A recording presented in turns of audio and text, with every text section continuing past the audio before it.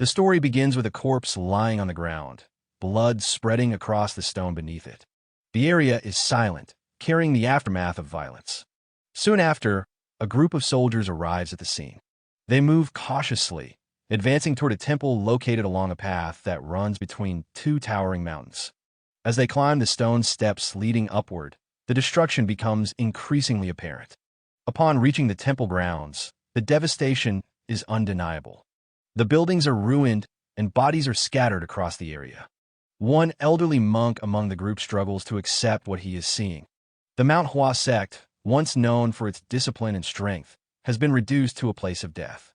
Another member of the group reacts with visible anger, convinced that only an inhuman force could have caused such destruction. Before any conclusion can be reached, attention shifts forward. Suddenly, movement appears among the corpses. From the rear of the battlefield, a single figure begins to walk forward. As he draws closer, his blood-soaked and heavily wounded face becomes visible, stunning the gathered leaders. They recognize him as the Plum Blossom Sword Saint. Without pause, a vast wave of red energy surges outward from him. The attack overwhelms the front lines instantly, crushing warriors and tearing through the battlefield without resistance.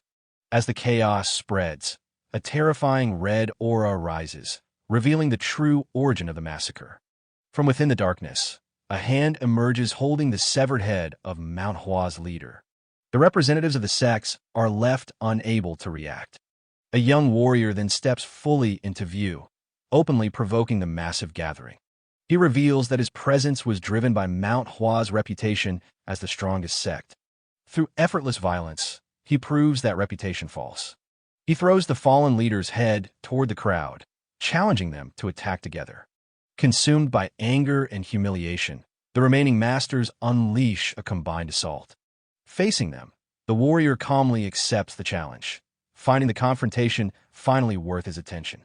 As the scene transitions smoothly, the perspective shifts to the real world. Dong Bong-soo is revealed sitting in his room, playing a newly released virtual reality game. Inside the game, he controls the sword master seen earlier, fighting countless enemies simultaneously. Even he finds it difficult to believe how many opponents he managed to defeat at once. It becomes clear that the entire massacre was part of the game's content. The game is notorious for its extreme violence, featuring relentless bloodshed and highly realistic depictions of injury and dismemberment. These elements make it especially appealing to Bong-soo. He recalls that the game has already drawn massive backlash and protest emails demanding its shutdown. Despite this, he believes there is nothing else quite like it. Still, he decides that in his next session, he might try playing more calmly. As the atmosphere settles, a television broadcast in his room switches to breaking news. The report announces that the CEO of Dado Industries, No, has gone missing. Bong-soo casually assumes that the man may already be dead and continues watching without concern. Moments later, strange noises echo from outside his room. Sensing something unusual, Bong-soo turns to investigate. Realizing what the sound suggests, he picks up a hammer stick kept nearby and moves into the adjacent room. Inside, a man is revealed, bound tightly and trembling in fear. The man is none other than CEO No, whom Bong-soo has secretly kidnapped and restrained. Bong-soo sets the hammer stick down and sits across from the restrained man, silently observing him. After a brief moment of thought, he moves closer and forces No to raise his head, demanding justification for his survival. Overcome by fear, No insists he has done nothing wrong and claims complete ignorance as to why he was captured. When Bong-soo releases him, No begins coughing violently. The scene shifts to fragments of No's past. He is shown abusing young women without cause, subjecting them to torture and brutal violence. Despite these actions, he continues to deny wrongdoing, repeatedly expressing confusion over his situation. Returning to the present, Bong-soo brings the hammer stick into view and makes it clear that someone truly innocent would never become the target of this kind of hunt. Panicking, No claims he will atone on his own and begs Bong-soo not to interfere. In response, Bong-soo violently pulls him forward by the hair and asserts that the punishment for No's actions must be delivered directly. He raises the hammer, preparing to strike. At that moment, No suddenly attacks, slamming his head into Bong-soo's stomach. The impact disrupts the strike and forces Bong Su backward. In the same instant, a hidden power awakens within No, allowing him to snap the restraints binding his hands. Freed, he is overtaken by a twisted sense of joy and focuses solely on killing Bong Su. He grabs the fallen hammer and advances with clear intent. Bong Su reacts with brief surprise before calmly smiling. He avoids the incoming attack effortlessly and counters with a single punch to No's stomach. The blow overwhelms him completely. As No attempts to stand, Bong Su delivers a precise kick to his leg, sending him crashing to the floor in far worse condition than before. Desperate, No crawls across the floor and notices a glowing gate ahead. Believing it to be an escape, he drags himself toward it and slips inside. However, once within the room, he senses another presence. When he turns around, he finds himself surrounded by countless corpses staring directly at him. The sight leaves him frozen in terror.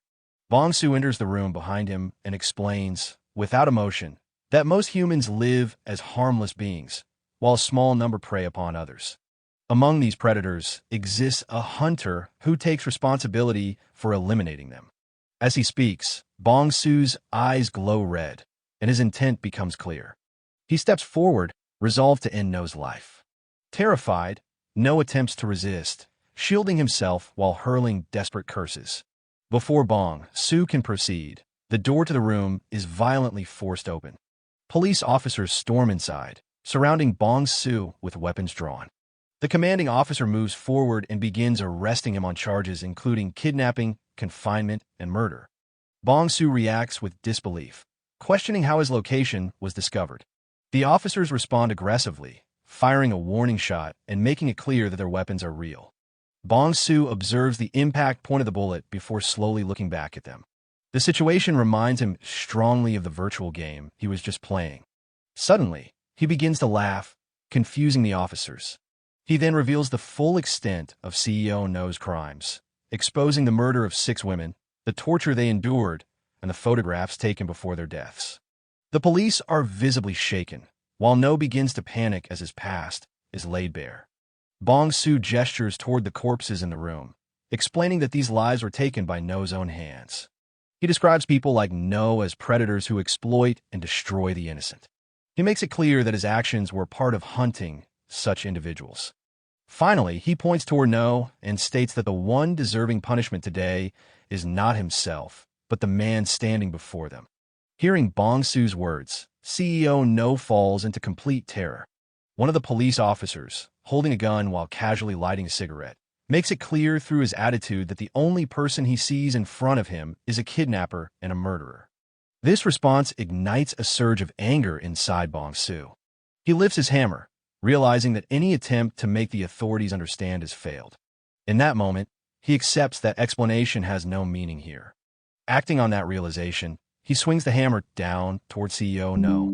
The police respond instantly, opening fire as the strike lands. As the hammer connects with CEO No's face, bullets are fired at the same time. Bong Su catches sight of one bullet rushing toward him. In his final conscious thought, he reflects that if he had been given even one more chance, he would have continued hunting and punishing such creatures without hesitation. Just like in the brutal virtual game, he longs for a place where judgment can be carried out freely and without restraint. The bullet strikes him, and his consciousness begins to fade. Memories flash rapidly through his mind before everything goes dark. After an unknown amount of time, Bong Su's eyes snap open, and a scream escapes his throat. Regaining awareness, he is unable to comprehend why he is still alive. He clearly remembers being shot. A man stands in front of him, equally shocked, having believed Bong Su to be dead. As Bong Su tries to understand his surroundings, the man becomes furious at the sight of him breathing. He grabs Bong Su by the collar and strikes him, clearly irritated by the effort it took to drag him here from market. After shoving him into a room, the man leaves, showing no further interest, as if his involvement is finished. Rage boils inside Bong Su. A stone lies near his hand, and he reaches for it, attempting to stand and pursue the man. The stone slips from his grasp. His body betrays him. Violent coughing overtakes him, and his limbs feel impossibly weak. Walking becomes difficult, nearly impossible. Confused, he opens his clothes to examine himself. What he sees confirms something is terribly wrong. This is not his original body. The frame is emaciated, bones protruding beneath skin that shows no sign of strength. Scars cover his body, each one a record of pain and abuse. He looks outside. The moon hangs in the sky, and beyond it stretches a vast empire. As he studies the surroundings more carefully, recognition begins to form. This place resembles the Murim world he knows from games and stories. The realization slowly settles in, and his confusion turns into overwhelming emotion. Anxiety gives way to excitement. Tears stream down his face as laughter escapes him uncontrollably. His wish has been fulfilled, not through survival, but through death and rebirth. His consciousness has arrived in a world governed by strength. When his emotions finally stabilize, his expression twists into an unsettling smile. The scene shifts. Inside a stable, a boy named Sosam works mechanically, cleaning horse stalls. His hands move without thought, his body already accustomed to the filth and stench. The work is interrupted when a servant appears, visibly bothered by the smell. Without concern for the boy's condition, the servant signals that another task awaits. Sosam hesitates, knowing his current work is unfinished. The hesitation is met with violence. He is reminded of his place within the household. As an orphan surviving only on scraps from the Dan family, he has no right to question orders. Resistance is pointless. He is dragged to a blacksmith's workshop filled with rusted weapons and broken blades. An elderly blacksmith waits inside, along with a large, intimidating figure. The blacksmith surveys the workshop with fatigue. Only 2 people have arrived, and the pile of weapons makes the task difficult. Dongo dismisses the concern and treats Sam as labor, striking him hard and knocking him to the ground. Without waiting, Dongo leaves, abandoning him with the work. The blacksmith watches in silence, unable to interfere. Sam forces an oversized bundle of weapons onto his back. The sack is unstable, blades pressing through the fabric. He stumbles under the weight and collapses. The load falls beside him, leaving him motionless from exhaustion. The blacksmith approaches and notes his condition. Sam insists on continuing, but as he turns away, memories knot his own surface. Cold, loss, and prolonged suffering flood his thoughts. His strength fails again, and he collapses. Dongo returns and strikes him without hesitation. The kick sends Sam across the ground. Fragmented memories surface repeatedly, surviving a storm alone, begging at the Danri clan's gate, enduring constant abuse. His consciousness fades as the cold deepens. In the darkness, something changes. Later, Sam awakens in the stable, leaning against a wall. His body is weak, but his awareness is clear. Seeing his reflection in a water trough, recognition settles in. The name returns. Sam. The conclusion forms naturally.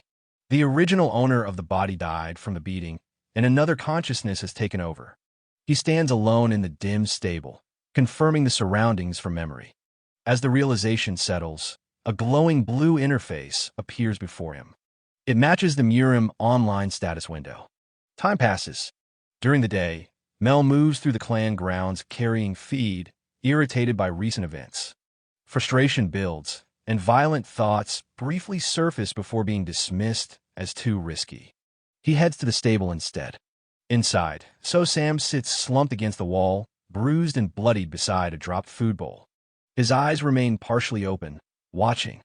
2 weeks have passed since awakening in this world. During that time, understanding has formed. The people speak Chinese, but this is not China. The land resembles ancient Asia, yet martial artists here move beyond normal human limits. They leap, train, and fight openly. Martial arts are real in this world. The system confirms it. The Murim online status window functions normally and is visible only to him. This is not a game. The people here are real, each with their own emotions and lives. He considers the question of what he is now. For the moment, the answer is unnecessary. Dongo appears at the doorway and approaches Sam. Sam slowly turns his head to face him. Dongo pauses, surprised by the lack of reaction. Sam calmly lifts his food bowl and drinks from it without acknowledging him. Dongo becomes irritated and attacks. Sam reacts instantly, catching the strike and crushing Dongo's fist. The change is immediate. So Sam continues the assault without hesitation. The confined room fills with violence until Dongo collapses and stops moving. So Sam stands amid the bloodstains and looks at his hands, noting the heat running through his body. The question of identity surfaces briefly and is dismissed. This world is real and follows a clear rule: survival through strength. There is no need to hide here. He sits down and turns his attention to the body. He activates the inventory. A blue space appears, different from the structured layout he remembers. It is a single open space. He reaches into it and confirms its size, then places his hand on the corpse. The body distorts and disappears, leaving only blood behind. He considers the usefulness of this ability and the possibility of further testing. The scene shifts forward. Daylight fills a large Murim-style compound. In a courtyard, two men talk, while So Sam sweeps nearby. He wears a simple mask and continues his work quietly. Their expressions show mockery as they notice him. When he pauses, one of them moves forward and strikes him. So Sam does not resist. He lowers his gaze, resumes his vacant behavior, and continues sweeping. The role remains intact. Matchel shoves Dong Bong Su forward and directs him toward the stable, then forces his head down against a post. Dong Bong Su maintains his weak act and offers no resistance. Matchel vents his frustration briefly, then leaves him to obey the order. Dong Bong Su leads the horse through the busy village streets, maintaining his frail appearance. The market is crowded, and the setting turns the task into a public display. As he walks, he notices children hiding nearby, waiting.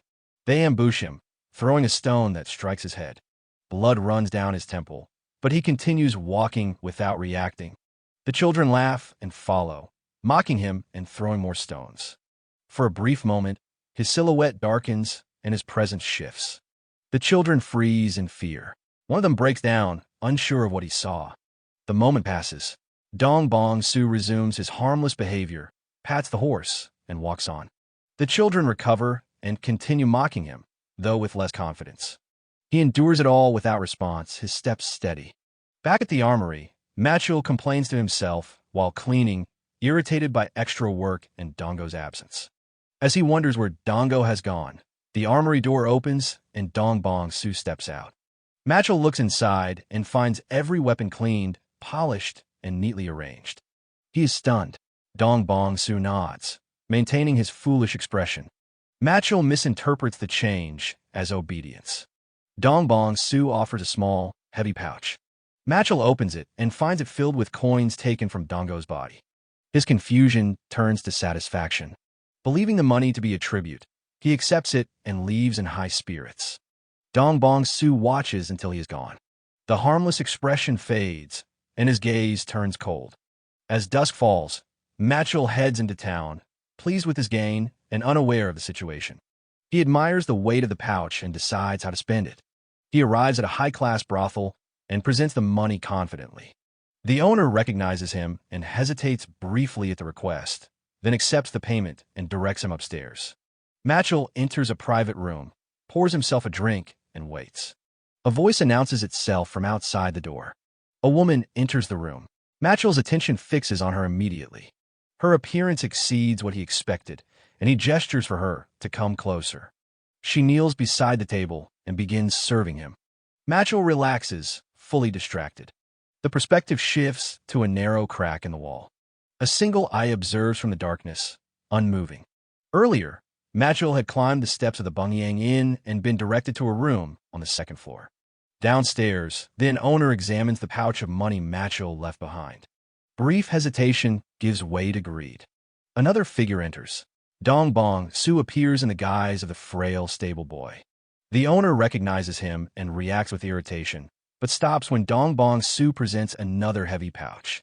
The owner accepts it immediately and directs him to a nearby room on the same floor. Dong Bong Su ascends the stairs calmly. Then owner watches him go, satisfied. Back in Matchel's room, Matchel is now stripped to the waist, his hands bound with cloth. He remains unaware of the danger. A presence moves behind him. A cloth tightens around his neck. Resistance follows briefly, then weakens. The struggle ends with a sharp motion. The body collapses. Dong Bong Su lifts the body and drops it to the floor. He watches until all movement stops. He sits beside the corpse for a moment, then begins clearing the room. His actions are controlled and methodical. He approaches the wall, separating the rooms, and locates the narrow crack used earlier. Turning back, he activates his ability. The body vanishes in a flash of blue light. He remains seated and examines the result. A familiar interface appears. The experience bar has increased slightly. The conclusion is clear. Killing grants experience, and accumulation leads to growth. He leans back, considering the implications. Strength increases through repetition. Efficiency follows power. Dong Bong Su lowers his hand and looks at the empty space where the body once lay, already focused on what comes next. Dong Bong Su briefly covers his face with his arms, then props Matchell's severed head into a small opening in the wall, leaving it displayed. The task finished, he moves away. Outside in the hallway, the owner waits impatiently. An entertainer named Inying approaches the room Dong Bong Su had rented and listens at the door before calling out. The owner grows irritated by the delay and orders her inside. She opens the door and steps into the dark room. The owner remains in the hall, growing uneasy as silence settles over the second floor. He glances toward Matchell's room and knocks, receiving no response. As irritation turns into suspicion, a scream erupts from the other room. He rushes inside and finds a body hanging from the ceiling. In the dim light and confusion, he fails to recognize Guok Dongo and instead calls out Matchell's name. The scene shifts to Anhui. The Huai River in the north and the Yangtze River in the center create a fertile plain where trade flourishes. Along with prosperity come bandits and unorthodox factions. In response, clans and sects rise to enforce order. Among them are the Namong clan and the Danri clan. Though smaller, the Danri clan maintains the Cross Heaven Sword Division and the Black Crow Squad, whose intelligence network surpasses even the beggar sect within Anhui. Recently, the Black Crow Squad has been dealing with a troubling case. Inside their headquarters, a subordinate presents a report to the squad leader, Gyo. Over the past few months, nearly 100 apparent suicides have occurred, far exceeding normal patterns. Every case appears flawless, leaving no trace of foul play. The perfection itself raises suspicion. Gyo asks for the first recorded case and learns it involved Matchell, an armory artisan of the Danri clan.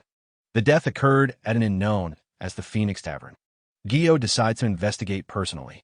At the tavern, Gyo examines the room where Matchell was found hanging. He inspects the floor, walls, and ceiling. There is no sign of forced entry. The wooden wall shows no signs of removal, and the ceiling beams are fixed in place. No one could have entered unnoticed. The conclusion remains uncertain. Gyo asks whether anyone stayed in the adjacent room. The answer confirms another guest arrived around the same time. The name given is Sawsum of the Danri clan. The scene shifts to Dong Bong Su, now known as Sawsum, walking through a village while leading a horse. He reviews his status window, noting that the experience gained from killing a nearby man exceeded previous gains. He concludes that stronger targets yield more experience, but confronting a true martial artist now would be fatal. He decides to seek targets between ordinary civilians and trained warriors. A group of street thugs blocks his path and mocks him. Dong Bong Su remains silent. They strike him and drag him into a narrow alley. He evaluates the situation, considering whether to kill them and dispose of the bodies, then decides against it due to risk and low reward. He endures the beating. A man named Django appears and stops the assault. The thugs show immediate fear. Django examines the horse and reveals his intention to take it as a gift for his superior. Dong Bong Su understands that the plan was to kill him and seize the horse. Django presses him for a response. Dong Bong Su speaks clearly and challenges him directly. The thugs react in shock at hearing him speak. Dong Bong Su activates his inventory. Blue light erupts in the alley, forming a vortex. One thug is caught in the surge as Dong Bong Su draws a sword from the light. The horse is pulled into the inventory. Another burst of energy spreads outward, throwing the remaining thugs back. A system window appears, confirming Dong Bong Su's level has increased from 1 to 2. A red and black aura surrounds him. The thugs panic, recognizing the threat. Some attempt to flee, while others hesitate between running and attacking. Panic spreads through the gang as they realize what stands before them. They turn and flee through the shattered alley. One thug runs in confusion, unable to understand what he encountered. He stumbles and collapses. Psalm approaches, stomps him down, grabs him by the collar, and drags him away. Later, the thug regains consciousness and finds Psalm sitting in front of him. As Psalm steps closer, the thug's fear grows. Psalm presses a knife to his throat and demands information about the man who died earlier. The thug reveals his name was Django and that he belonged to the Black Snake Society. He explains that the Black Snake Society is part of the Ebony Syndicate that controls the back alleys of Bongyang, and that Django was an executive. He also reveals the leader's name, Bangpa, and admits that Bangpa ordered Django to kill Master Sum and take the horse. Psalm processes the information and understands the structure of the Ebony Syndicate and the Black Snake Society. He demands everything the thug knows, making it clear his survival depends on it. The thug cooperates fully. Moments later, the thug lies dead. Psalm opens his inventory and removes all the bodies, leaving no trace. He remains at the scene and reviews what he learned. The Ebony Syndicate becomes a clear target. These people exist between ordinary civilians and martial artists, fitting what he's been searching for. He notices that all wounds on his body have healed completely after leveling up. Every injury is gone. He considers that even fatal damage might be recoverable under certain conditions, making calculated risk acceptable when close to leveling. He reflects on the light that appeared during the level up and recognizes it as a danger. Both the glow and the inventory-based killings risk exposure. Remaining unnoticed is essential. A hunter must appear ordinary and blend in completely. Leveling must occur only after a hunt or in isolated places. Psalm stands beside his horse and reviews the encounter. If Django had been more cautious or stronger, the outcome could have been different. Pretending to be mute is no longer enough. He decides he must grow stronger quickly without being discovered. That resolve settles firmly. A system message appears, reporting a critical error in the Murim online system. It states the game can continue, but the warning remains unresolved. Psalm notes the error appeared after reaching level 2 and concludes it is likely caused by his existence interacting with the system. He checks his status window. Attributes previously marked as question marks now appear as gauge bars. He considers that this change may be tied to the error and that not everything can be fully quantified in reality. He reviews his skills. Common passive skills such as stab, block, and throw are listed. One skill stands out. Spirit Eye. It has no description, and its function remains unclear. At that moment, the system announced that the activation conditions for Spirit Eye had been met. The skill activated automatically when an enemy with a level difference of 10 or more entered a 20-meter range. The displayed distance continued to decrease. Psalm inferred that Spirit Eye functioned as an early warning. As the distance shortened, his attention shifted toward the gate. He judged the presence unlikely to be an enemy. Few would dare enter the Danri clan, and an intruder would not move this openly. The approaching individual was likely an expert from a clan. Psalm did not yet understand what a 10-level difference truly meant. Considering the effort and risk required just to reach level 2, the gap had to be significant. Reaching level 10 through ordinary people alone would require thousands, possibly tens of thousands, of deaths. That difference represented the weight of many lives. Someone of that level within the Danri clan was approaching. The door opened. A man entered, placed a hand on Psalm's shoulder, and asked whether he was the one who killed Mel. Psalm froze.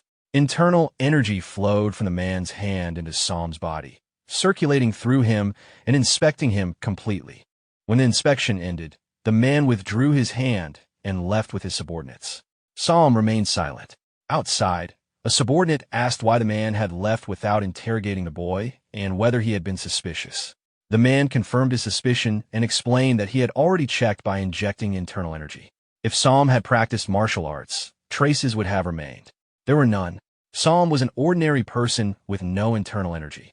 As they walked away, the man considered whether the deaths were truly suicides. If it was a plague, he wondered how many more would die before it ended. On a night lit by an eerie moon, the suicide plague in Bayong abruptly stopped. In its place, killings began to spread through the city. Heavy rain followed. Inside a bar, several people drank together. One mentioned the story of a nameless swordsman. The other acknowledged that nearly everyone had heard it. The first insisted the figure should be called the Great Nameless Swordsman and said he was hunting members of the Ebony Syndicate. The second warned him to speak quietly. The first dismissed the concern and said the White Tiger Unit and Red Wolf Sect had already been wiped out.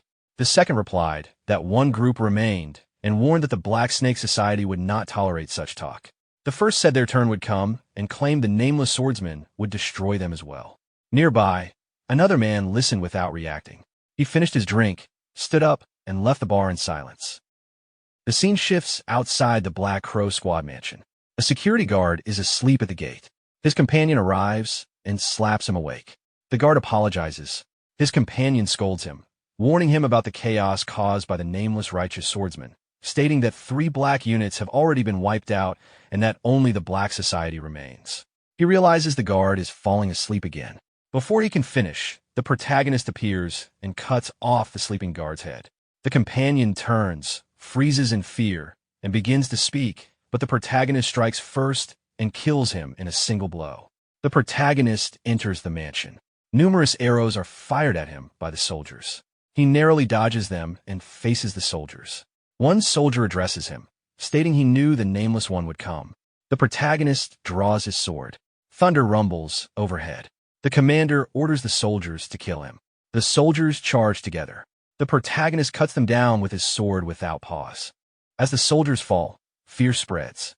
The commander orders the remaining troops to move and advances himself, declaring he will kill the protagonist personally. The protagonist advances and kills the commander along with the soldiers around him. One soldier curses as he approaches, claiming he has caught the protagonist. The protagonist cuts him down as well. Another soldier rushes toward the protagonist and shouts for him to surrender. The protagonist commands the system. Inventory. A knife appears behind the soldier. He freezes in shock and questions how it appeared. Another soldier closes the distance and strikes the protagonist directly. After landing the hit, he laughs, claiming he finally succeeded and mocking the protagonist as nothing more than a human who can be killed. The protagonist drops to one knee and pulls the blade from his chest. The remaining soldiers hesitate, noticing his expression and questioning why he is smiling. The protagonist moves and cuts down the remaining soldiers. Elsewhere in the mansion, the squad leader's companion notices the sudden silence. He mutters that the screams have nearly stopped and questions whether one man is truly killing everyone. He recalls their past crimes and realizes that strength, not morality, determines survival.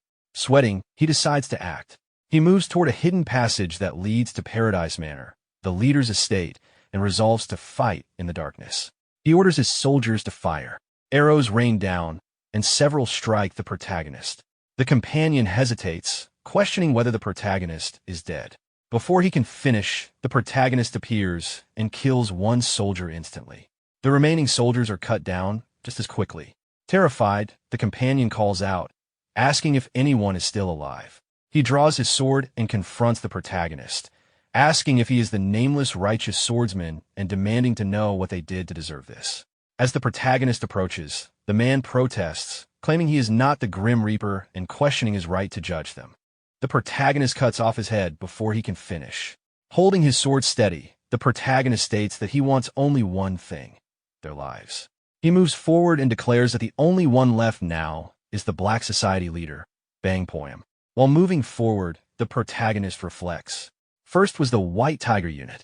After leveling up by killing Django, he was still weaker than most members of the Black faction. He relied on luring, ambushing, and arson to begin his hunt.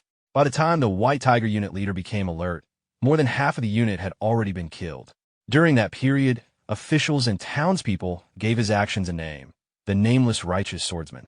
After adopting this identity, eliminating members of the unorthodox faction became easier.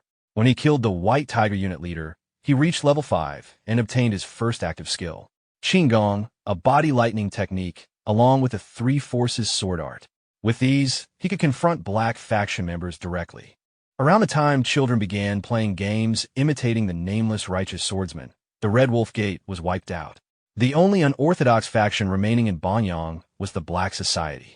The scene shifts to the residence of the Black Society leader. Outside the house, Black Society leader Bang Poyam sits on the floor. The protagonist appears before him. After observing him, Bang Poyam speaks, asking if he is the nameless righteous swordsman. The protagonist remains silent. Bang Poyam comments that if he were truly a swordsman of justice, he would not be so tightly wrapped. The protagonist replies that he is not one. Bang Poyam asks why he hunts and kills the unorthodox faction if that is the case. The protagonist answers that he is not a righteous swordsman. Bang Poyam laughs and says that he has deceived everyone. The protagonist steps closer and states that he deceived no one, and that people only believed what they wanted to believe. As Bang Poyam reaches for his sword, he remarks that the protagonist is interesting. Drawing his weapon, Bang Poyam says that even if he must cross the river of the dead today, he will have no regrets. Laughing, he charges and declares that regardless of titles, the protagonist came to kill him, and demands to see what he has. Both advance toward each other. Bang Poyam lands a direct strike on the protagonist. The protagonist counterattacks, but the strike is blocked. He attacks again, and Bang Poyam blocks and counters. As they exchange blows, Bang Poyam notices an opening and judges that it is too short and will not reach. The leader of the Black Society strikes again, hitting the protagonist directly and sending him flying backward. Before the protagonist can recover, the leader advances with a grin and speaks, noting that the protagonist's body is not in perfect condition. The leader attacks again. This time, the protagonist blocks. Another strike follows, and the protagonist blocks once more while realizing that the leader is deliberately targeting his injuries. He understands that continuing like this will lead to defeat, even if it requires sacrificing his body. As the exchange continues, the leader questions what the protagonist is thinking in the middle of the fight. The protagonist blocks another strike and loudly commands the activation of the Three Forces sword art. Before the skill can activate, the leader binds him with a rope-like sword and declares that he has caught him. The protagonist reacts in shock, realizing it is a whip sword. He struggles but cannot free himself. Observing him, the leader remarks that the technique was effective and notes that this is his first encounter with a whip. Before the leader can act further, the protagonist breaks free, reversing the momentum and sending the leader flying backward.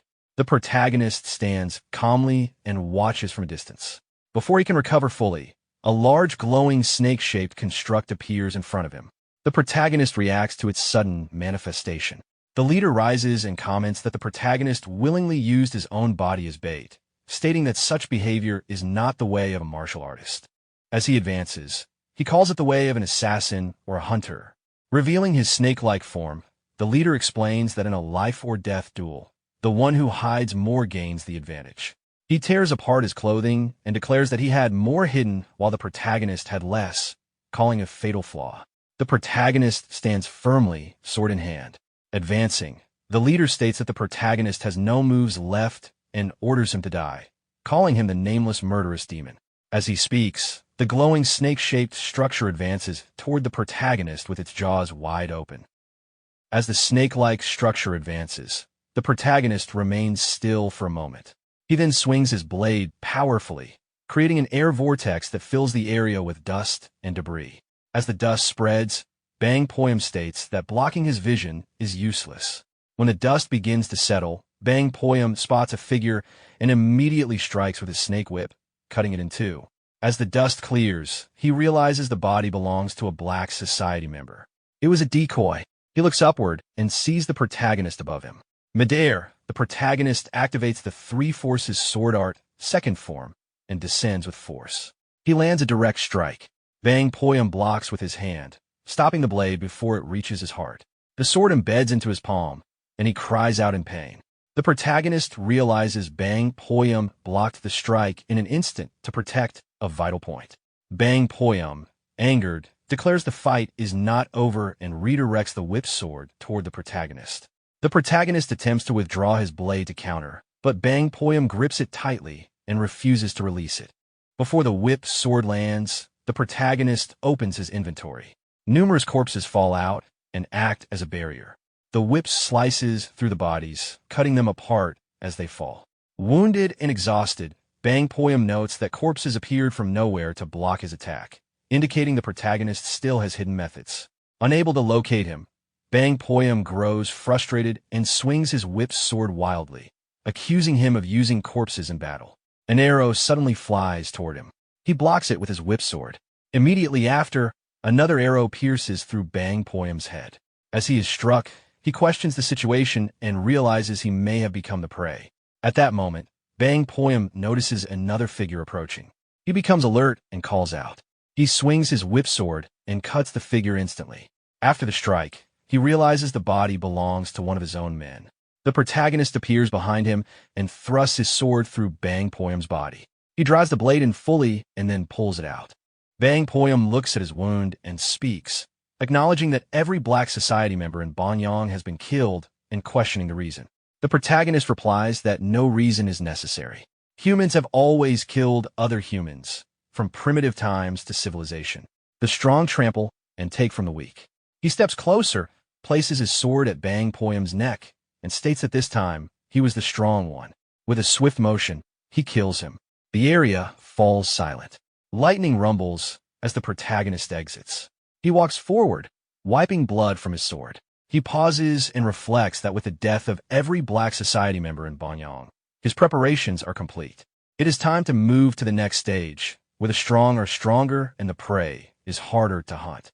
He decides to go to Murim's Jianghu. The scene shifts to another region. Inside a grand mansion, an assembly of leaders is in progress. The leader asks how long remains until the Orthodox demonic war. An assembly member answers that 2 years remain. The leader repeats the timeline and states it is time to begin the grand plan. He calls for Gwangwon. Gwangwon steps forward, bows in response. The leader orders him to execute the first stratagem. Gwangwon accepts the command. The scene shifts to morning. The protagonist walks through the village market with his horse.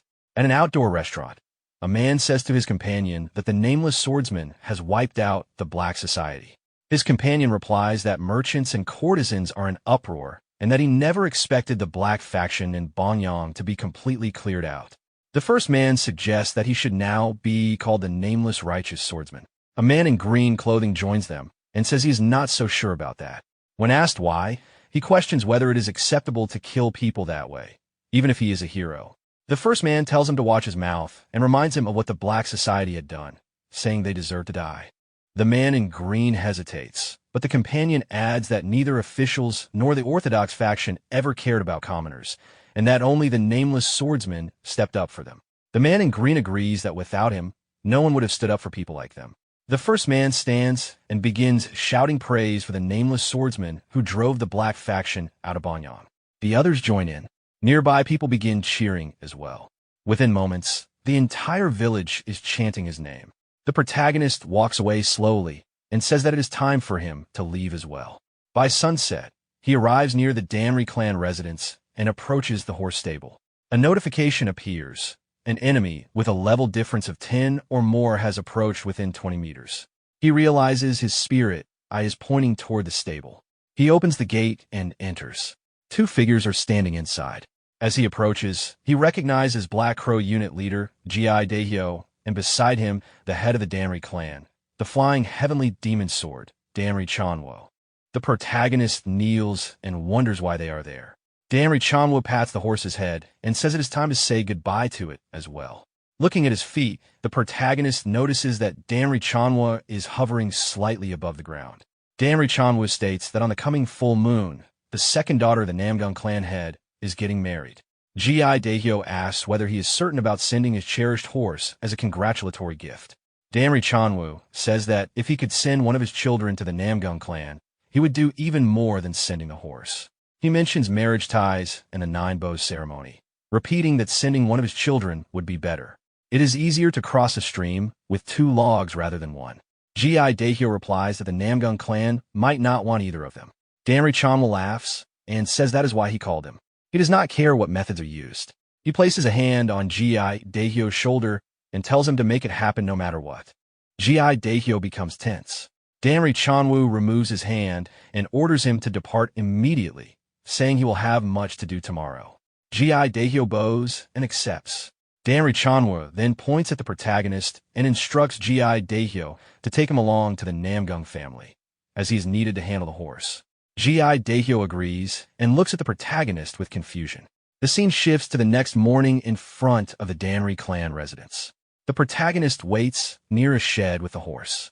He reflects on how to learn proper martial arts instead of relying only on skills. He tried imitating the movements of family warriors and black unit leaders, but it was only imitation. Learning from a secret manual would be the worst option, and learning directly from a master the best. However, becoming someone's disciple at 18 is difficult. Despite that, he feels the situation has worked out well. While waiting near the soldiers, he considers the Namgung clan. As one of the 5 great clans with power in Anhui, there should be opportunities there, along with stronger prey. Gi Daehyo appears and observes the assembled unit. He confirms the Black Crow unit has finished assembling and asks who has not arrived. A soldier replies that everyone is present except the young master and young lady. Gi Daehyo grits his teeth. He remarks that Danri Ganghai is likely at a tavern in Bongyang, and Danri Hui dislikes traveling with subordinates and will follow later. He orders the unit to move out. The cavalry advances. Gi Daehyo stops outside a tavern and commands everyone to halt. A loud voice can be heard from inside. Gi Daehyo shows irritation and thinks about Danri Ganghai, the eldest son of Danri Chanwo. Though a martial arts prodigy with talent sufficient to enter the Namgung clan as an outer disciple, his character is problematic. He is frivolous and fond of alcohol and women, and rumors follow him. As Gi Daehyo approaches the tavern, the noise grows louder. He comments that Danri Ganghai is beating someone again. Suddenly, a man is thrown out through a wall and crashes into another wall.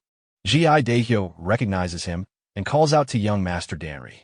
A notification appears. An enemy with a level difference of 10 or more has approached within 20 meters.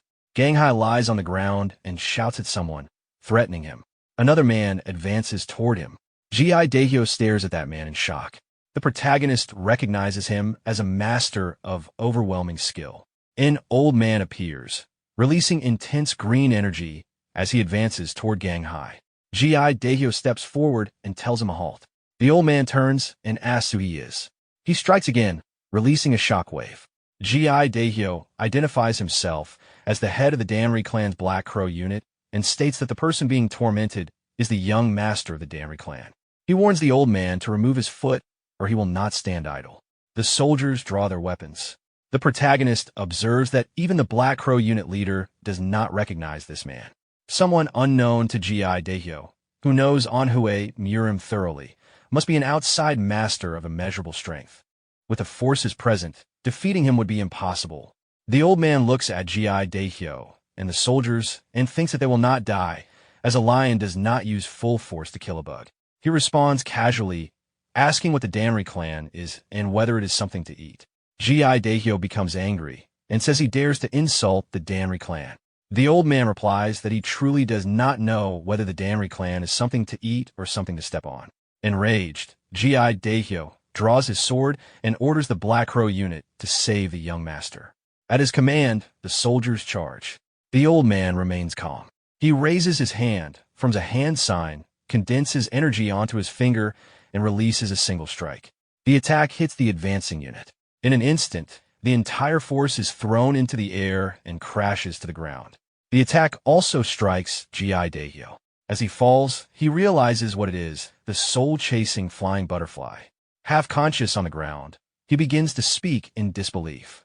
The old man approaches and remarks that for a country laborer, his eyes are not completely useless. He identifies himself as the soul-chasing poison hand, Tang Wu. The protagonist recognizes the name.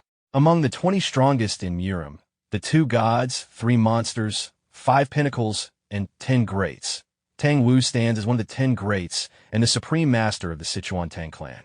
Those who offend him cannot escape his poison even in death. If Danri Ganghai has offended someone of Tang Wu's stature, the consequences for the Danri clan could be severe. A girl in green approaches Tang Wu and calls him Grandpa. He responds.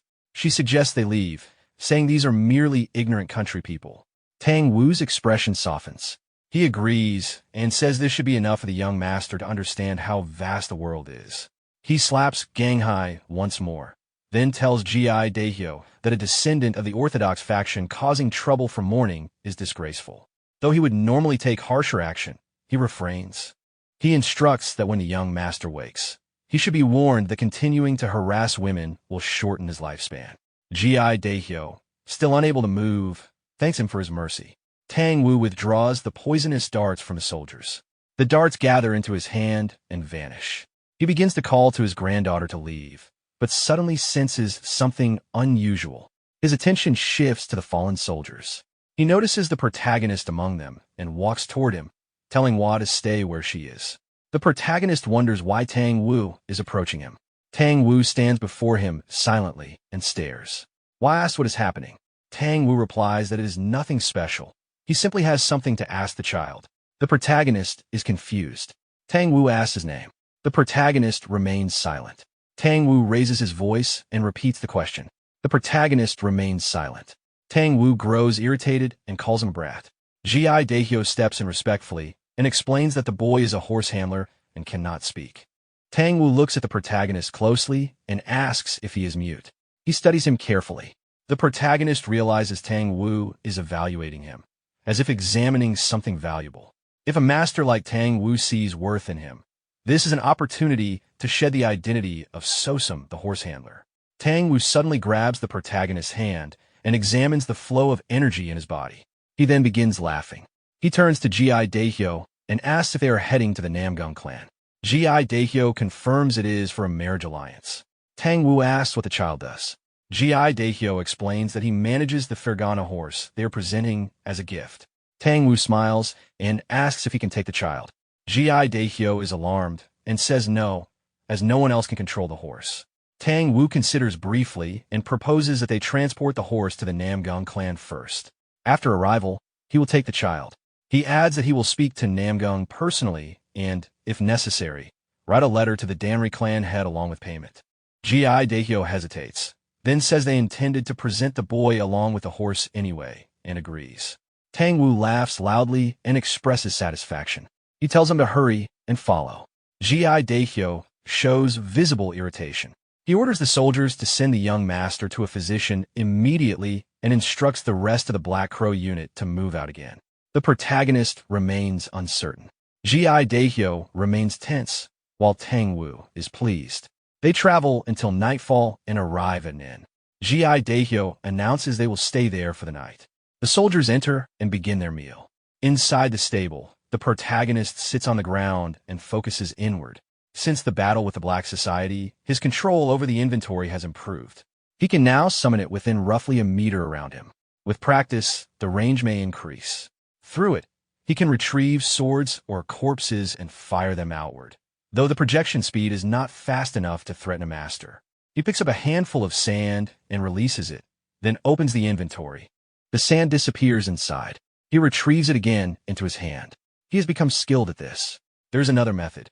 Anything that enters his body can be transferred into the inventory. He places sand into his mouth and confirms it can be stored. He regards it as a divine art. He hears footsteps approaching the stable. Hua enters, questioning why her grandfather wants someone like him brought at this hour. She tells him to follow. They walk toward a room. Soldiers watch them pass.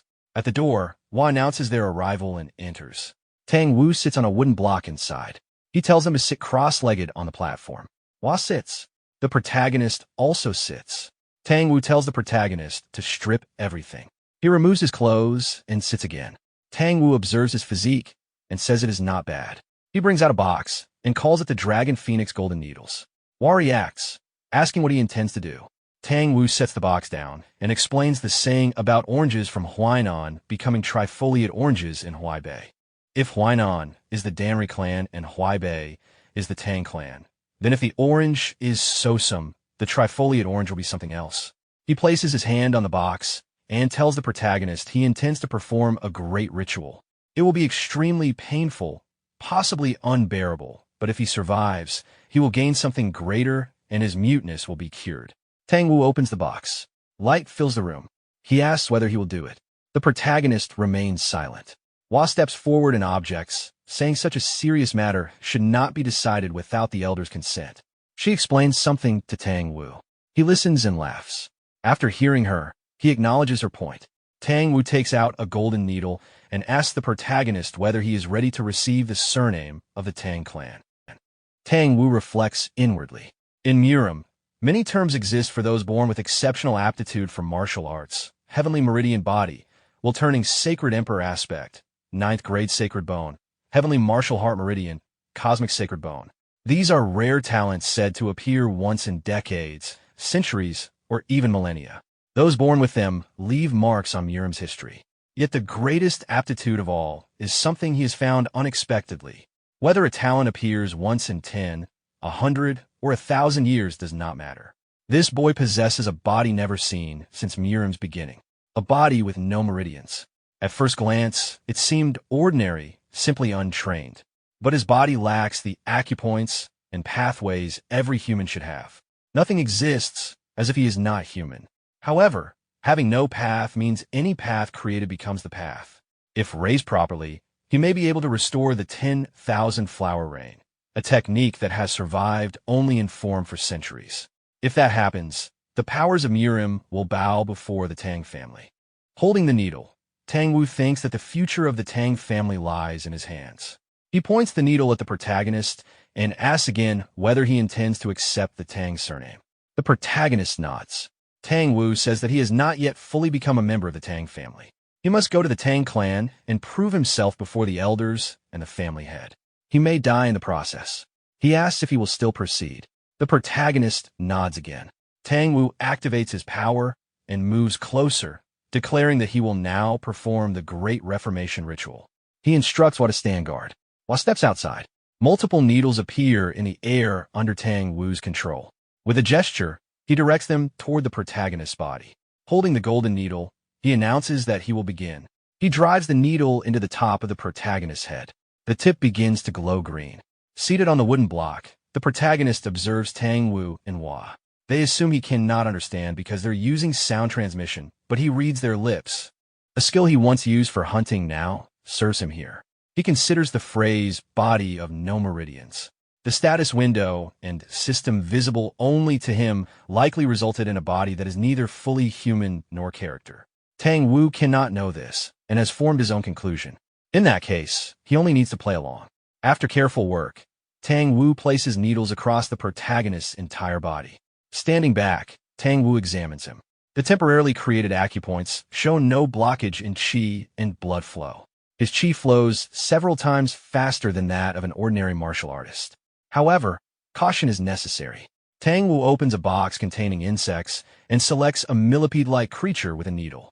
To prevent others from taking what he considers precious, he inserts the goo into the protagonist's ear as a precaution. He then methodically removes all the needles. By evening, the ritual is complete. Tang Wu tells him that from now on, he is no longer the Danri family's horse handler, but a member of the Tang clan, the greatest family in Sichuan. After a moment of thought, Tang Wu names him Tang Sam.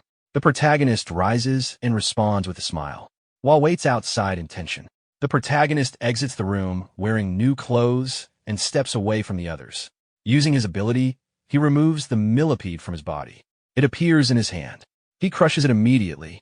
He acknowledges that Sosum of the Danri family is gone. He is now Tang Sam of the Sichuan Tang family. Facing the sun with his arms open, he accepts this as his new beginning. The scene shifts to a grand mansion standing on a hill under the bright moonlight. Inside the mansion, sounds come from one of the rooms. A white-haired man and a woman are lying on a bed. They were enjoying their moment. After finishing their moment, the woman rests on the bed and slowly opens her eyes. She suddenly notices someone descending from above with a sword and reacts in shock. At the same moment, the white-haired man quickly jumps away from the bed and lands on the ground. The masked assassin lands and immediately kills the woman with his sword. The white-haired man stands up and looks at his clothes, noticing that blood has stained his expensive silk robe. He complains about the damage to his robe and angrily demands to know the assassin's identity. The assassin remains silent and points his sword toward him. He then swings his blade, releasing waves of black energy as he advances. The white-haired man draws his sword and blocks the attack, causing an energy clash. After the exchange, he comments that the assassin is weaker than expected. He then draws another sword using his magic and launches a stronger attack with both weapons. The assassin jumps backward and avoids the strike. The white-haired man continues pressing the attack and releases another powerful strike that pushes the assassin backward. In response, the assassin gathers black energy around his sword and counters. As their techniques collide, both attacks cancel each other out, although the assassin is pushed back slightly. After observing the technique, the white-haired man realizes that the assassin is using the ink light killing sword. He recognizes the attacker as Mad Cloud and asks if it has been 10 years since they last met. Mad Cloud corrects the time precisely. The white-haired man laughs and sits down on a chair, confirming that the assassin is indeed Mad Cloud because of his precise memory. He then asks why the 18th Cloud has personally come here. Mad Cloud explains that he has arrived to deliver orders and addresses the white-haired man by the name Ash Shadow. The white-haired man asks what the order is. Mad Cloud informs him that the order is the first stratagem. After hearing this, the white-haired man becomes tense and scratches the wooden table with his nails. He acknowledges that the plan is finally beginning and asks about Shifting Shadow. Mad Cloud explains that Shifting Shadow is currently connected to the Namgung clan and that the 15th of this month will be Shifting Shadow's wedding day. The white-haired man reacts with confusion upon hearing about the wedding and realizes that Shifting Shadow is involved in it. He then asks about the scope of the operation. While continuing to scratch the table with his nails, he states that everyone is to be eliminated except Shifting Shadow and Namgung High. He also mentions that the soul-chasing Poison Hand will soon arrive in Anhui and that their current forces in the region will not be sufficient. Mad Cloud responds that 5 shadows will be sent. The white-haired man accepts this and concludes that it should be enough. Mad Cloud states that he has delivered the orders and prepares to leave. Before he disappears, the white-haired man asks what Shifting Shadow's real name is. Mad Cloud ignores the question and vanishes using his technique. The white-haired man reacts with irritation and complains about Mad Cloud's personality. He mutters that he feels jealous, thinking about how shadows were expected to live alone. Yet one of them has even obtained the first beauty of Anhui as a bride while he remains in the same gloomy place. He leaves the room and flicks his finger. A servant immediately appears in response to the signal. He orders the servant to clean the room, remove the body on the bed, and kill all the guards who are on duty that day. The servant bows and acknowledges the order, addressing him as branch leader. The white-haired man then walks to the balcony and looks down at the city below. The mansion is revealed to be the Anhui branch of the heavenly demon divine cult. The white-haired man himself is identified as the branch leader known as the naked silver demon, Yahello. Standing on the balcony and looking toward the city, he reflects that the operation is finally beginning. Meanwhile, the protagonist, Tang Wu, and the soldiers continue traveling toward their destination. Tang Wu signals for the group to stop and notes that they have arrived sooner than expected. The protagonist looks toward the city ahead and recognizes it as Anhui, the place ruled by the Namgung clan. The scene shifts to the city. The sky is filled with fire lanterns, and the streets are lively with celebration. People cheer while performers entertain the crowds. The entire city is decorated, including a large mansion where the event is being held, and people throughout the streets are enjoying the festivities. At the entrance gate of the mansion, several poor people bow before a soldier and beg for a small portion of rice to share. The soldier becomes irritated and angrily tells them that they have no idea where they are and orders them to leave. One of the poor men asks if they could at least receive leftovers. The soldier responds by kicking the man hard, knocking him into the others. One of the poor men calls out to his fallen companion. At that moment, a voice from inside the mansion asks about the commotion. The gate opens, and a long brown-haired man steps out. The soldier quickly bows and explains that a group of beggars had gathered at the entrance. The brown-haired man looks at the soldier silently. From a distance, 2 people observe the scene. One of them identifies the man as Du Hyo-ok, the central figure of the banquet, while the other comments on his tall and handsome appearance. Du Hyo-ok approaches the man who was kicked and checks if he is all right. He offers his hand and helps the man stand. He then instructs the soldier to share food with the poor people, explaining that there should still be leftovers before the wedding begins. The soldier respectfully agrees. Du Hyo-ok then returns inside the mansion. The 2 observers continue discussing him. One remarks that he truly lives up to the reputation of a rising star, possessing both good character and strong martial ability, which explains why the Namgung clan's daughter chose him. The other adds that Du Hyo-ok once traveled to Jianghu alone and eventually defeated the Yin-Yang twin demons, 2 figures who had rampaged across the Jianghu for decades. They note that a wandering young warrior defeating those 2 demons and later becoming the Namgung clan's son-in-law is remarkable. As they continue talking, one of them begins mentioning rumors related to the martial arts of the Thunderblade Emperor, who was considered the greatest under heaven 300 years ago. At that moment, Tang Wu bumps into one of them. The man begins to protest, but is interrupted when Tang Wu responds sharply. The man immediately recognizes him as the soul-chasing Poison Hand, Tang Wu, and becomes frightened. Tang Wu grabs the man by the head and slams him to the ground.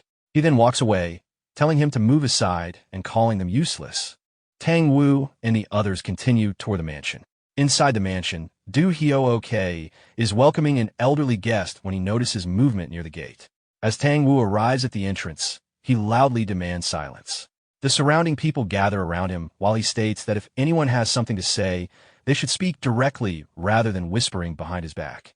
Du Hyo-ok steps outside and asks Tang Wu to calm down. He bows respectfully and introduces himself as Du Hyo-ok. Tang Wu acknowledges that he is the young man who caused him to come all this way.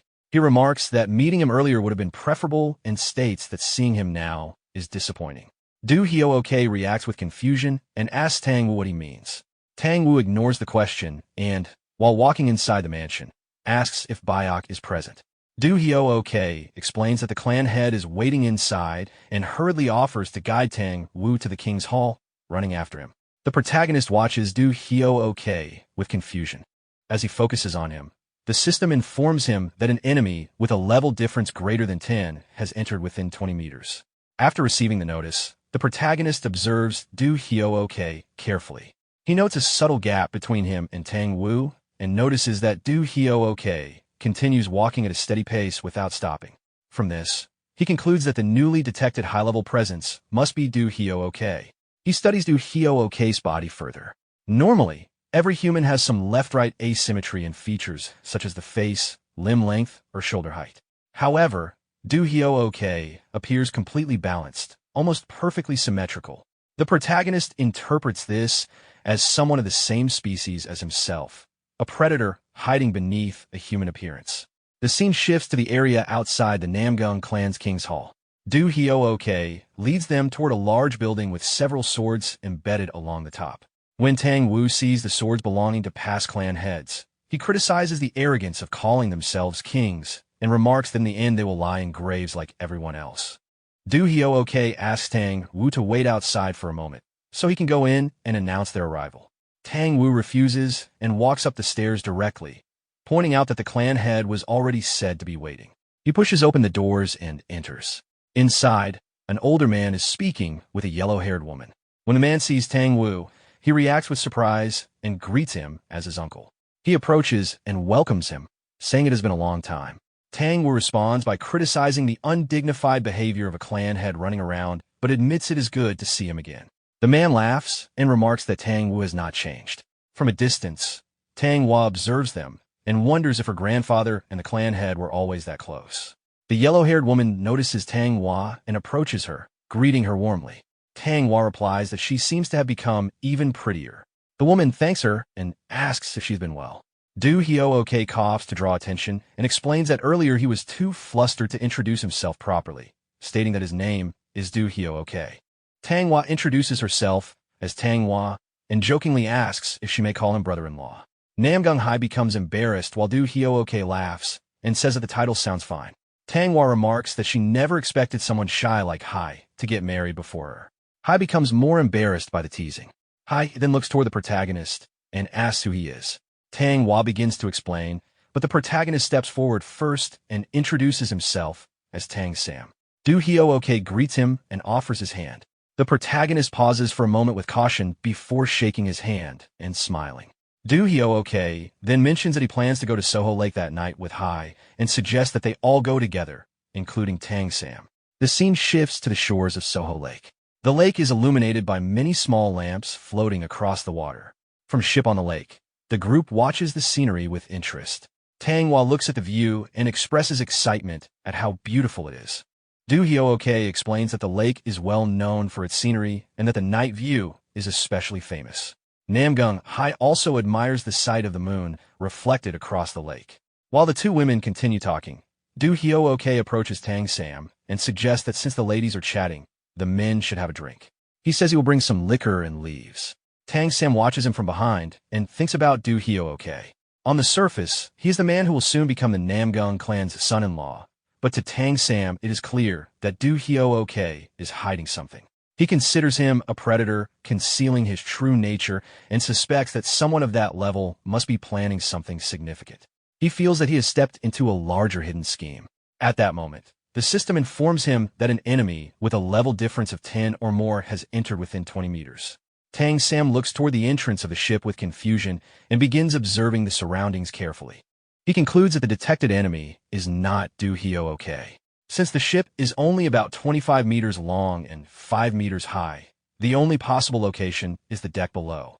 Do Hyo-ok soon returns carrying liquor and explains that it took him a little longer because the drink was stored in an unusual place. Tang Sam realizes that a new enemy other than Do Hyo-ok has appeared. Do Hyo-ok presents a rare drink called Golden Bud Liquor and offers it specifically to Tang Sam. Tang Sam pauses briefly, then politely says he is not feeling well and asks if he can walk around the ship for a moment. Do Hyo-ok agrees and tells him that if he asks the boatman, he can go wherever he wants on the ship. Tang Sam begins walking around the ship. As he moves, the system continues notifying him that an enemy with a level difference of 10 or more is within 20 meters, with a measured distance decreasing from 14 meters down toward 11. Tang Sam thinks that the distance to the enemy should be increasing as he walks away, but instead the distance begins to decrease. The system continues updating the distance as it drops from 6 meters to 3, then down to 1. Tang Sam realizes that this means there are now 2 enemies of that level nearby. Another notification appears, again counting down the distance from 4 meters to 1. From these repeated detections, Tang Sam concludes that including Do Hyo-ok, there are 5 enemies with a level difference of 10 or more on the ship. He then moves to the outside railing of the ship and quietly observes the lake while thinking about the situation. If their goal had been to kidnap Namgung Hai, they would have already acted. The fact that they have not taken action yet means something else must be happening. Looking toward the large buildings of the city, the protagonist considers the situation again. From what he has observed, there is a high possibility that the real target is not Namgung Hai, but the Namgung clan itself. Every one of the enemies detected has a level difference of at least 10 compared to him. Their true level could be 20 or even 30. If 4 people of that level are planning to invade the Namgung clan, it could lead to the clan's downfall. He realizes he is caught between 2 sides. Tang Wu stands with the Namgung clan, while the enemies preparing the attack are already ahead of him. Thinking about the situation, he remarks to himself that he is truly stuck between 2 opposing forces. With the ship approaching its destination, he decides he has to move before they arrive. The scene then shifts to several ships moving toward the Namgung clan city. Inside the city, a group of soldiers approaches a building. When they reach the entrance, one of the soldiers questions their leader, squad leader Gozangong, asking whether it is really necessary to keep checking everything along the way, suggesting that it feels excessive. The squad leader immediately reacts with anger, accusing the soldier of disobeying orders and asking if it is difficult to simply follow instructions and inspect every location. He grabs the soldier by the head. The soldier quickly tries to explain that he only meant it seemed like a waste of time. The leader responds that with the wedding approaching, it is natural to inspect the area repeatedly to ensure security. He then throws the soldier aside and orders him to stop complaining. Another soldier tells the complaining one to stop whining and hand over the lantern, asking if it is his first day. The 2 soldiers then proceed into the building. Watching them go, the squad leader complains to himself that the task is tedious. He remarks that a man should be cutting off enemy heads while singing, not wasting time on inspections, and says that if an enemy appeared, at least he would not be this bored. Inside the underground tunnel, the 2 soldiers walk forward with a candle lighting the way. One of them complains that everyone else is drinking while they are stuck doing this job, and asks the rookie what he thinks. At that moment, the protagonist suddenly appears and blows out the candle. The tunnel immediately becomes dark. One of the soldiers panics and shouts that there is an enemy. The protagonist instantly attacks, killing one soldier with his sword. The other soldier becomes terrified and tries to escape, but the protagonist quickly kills him as well. Outside the tunnel, the squad leader waits and begins to yawn. He wonders why the soldiers are taking so long and suspects they might be slacking off. He picks up a wooden torch and decides to enter the tunnel himself, saying he will deal with them when he finds them. As he walks deeper inside, he suddenly notices a severed human arm on the ground. Shocked, he realizes what it is and begins to panic. He calls out for the soldiers, shouting the names of the rookie and Dachel. Continuing deeper into the tunnel, he finally sees the scene ahead and becomes completely terrified.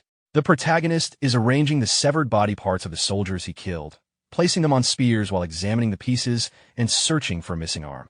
The squad leader carefully looks at the bodies and begins trembling in fear.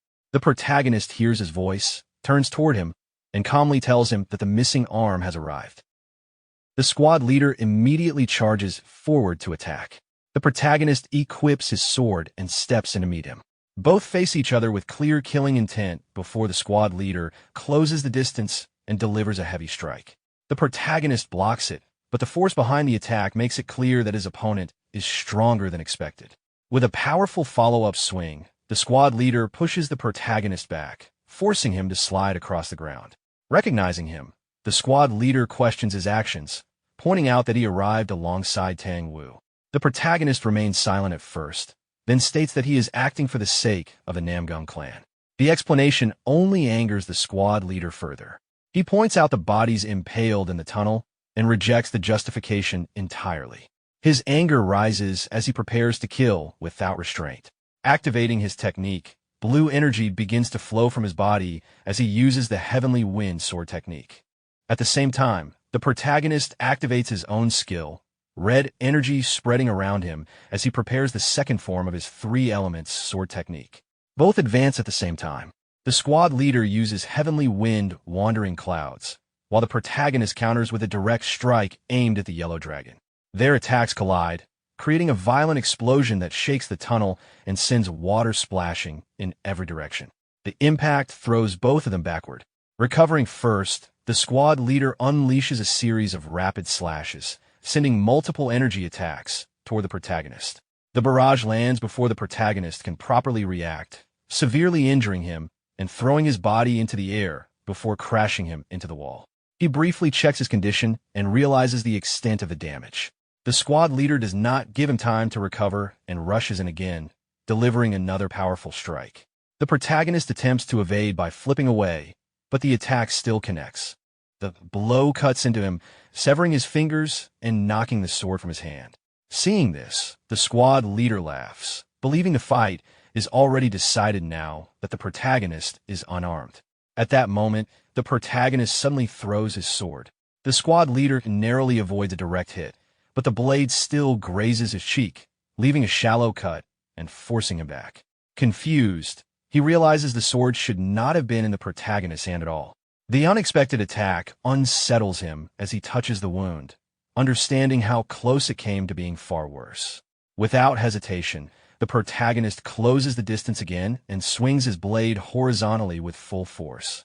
The squad leader raises his blade and blocks the incoming strike. At the final moment, the protagonist's sword disappears. The swing loses its target, causing the squad leader to stumble forward and fall. He quickly regains his footing, but fear sets in as he realizes the same phenomenon has happened again. Before he can react, the protagonist delivers a heavy blow to his head. The impact sends the squad leader crashing through the wall and into the air. The protagonist immediately follows, leaping out after him and closing the distance midair with his sword ready. As the blade approaches, the squad leader panics, realizing he may not survive the next strike. However, the attack only leaves a shallow cut across his other cheek. The protagonist's strength has dropped due to accumulated injuries, and he loses momentum, falling back toward the ground. The squad leader lands safely, while the protagonist crashes down heavily, his body already pushed to its limit. Seeing this, the squad leader assumes the fight is over. He laughs, convinced that the final exchange has exhausted his opponent. The protagonist slowly rises despite his condition, breathing heavily as he assesses himself. His injuries are severe, and his condition is critical. At the same time, he realizes his accumulated experience is nearly full. A possibility forms in his mind. Without hesitation, he charges forward again. The squad leader responds by preparing his strongest technique. Blue energy gathers intensely around his blade as he activates the final form of the Heavenly Wind sword technique. He swings, releasing multiple condensed energy attacks toward the approaching opponent. The protagonist continues forward despite the incoming strikes. The attacks land directly, cutting through him and severing both of his hands. His body collapses to the ground.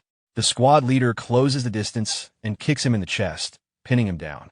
Confident in his victory, he prepares to finish the fight and raises his sword toward the protagonist's head. At that moment, something feels wrong.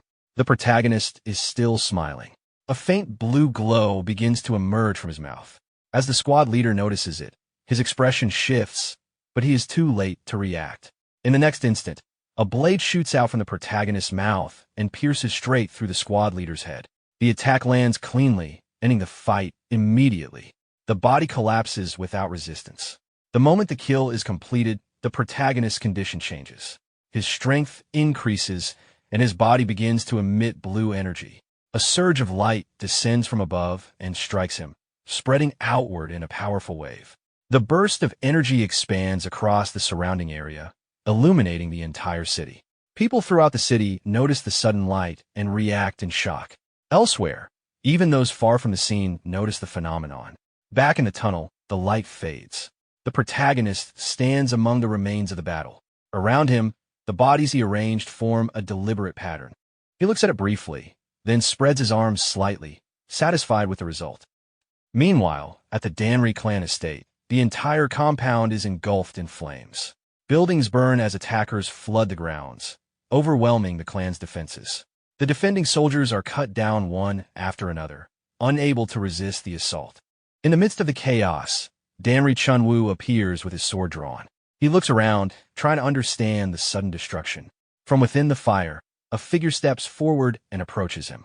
As the person comes into view, the clan leader is visibly shaken. He demands to know their identity and the reason for the attack, but before he can finish, the attacker strikes. The blade cuts through his neck in a single motion. His head falls, followed by his body collapsing onto the ground.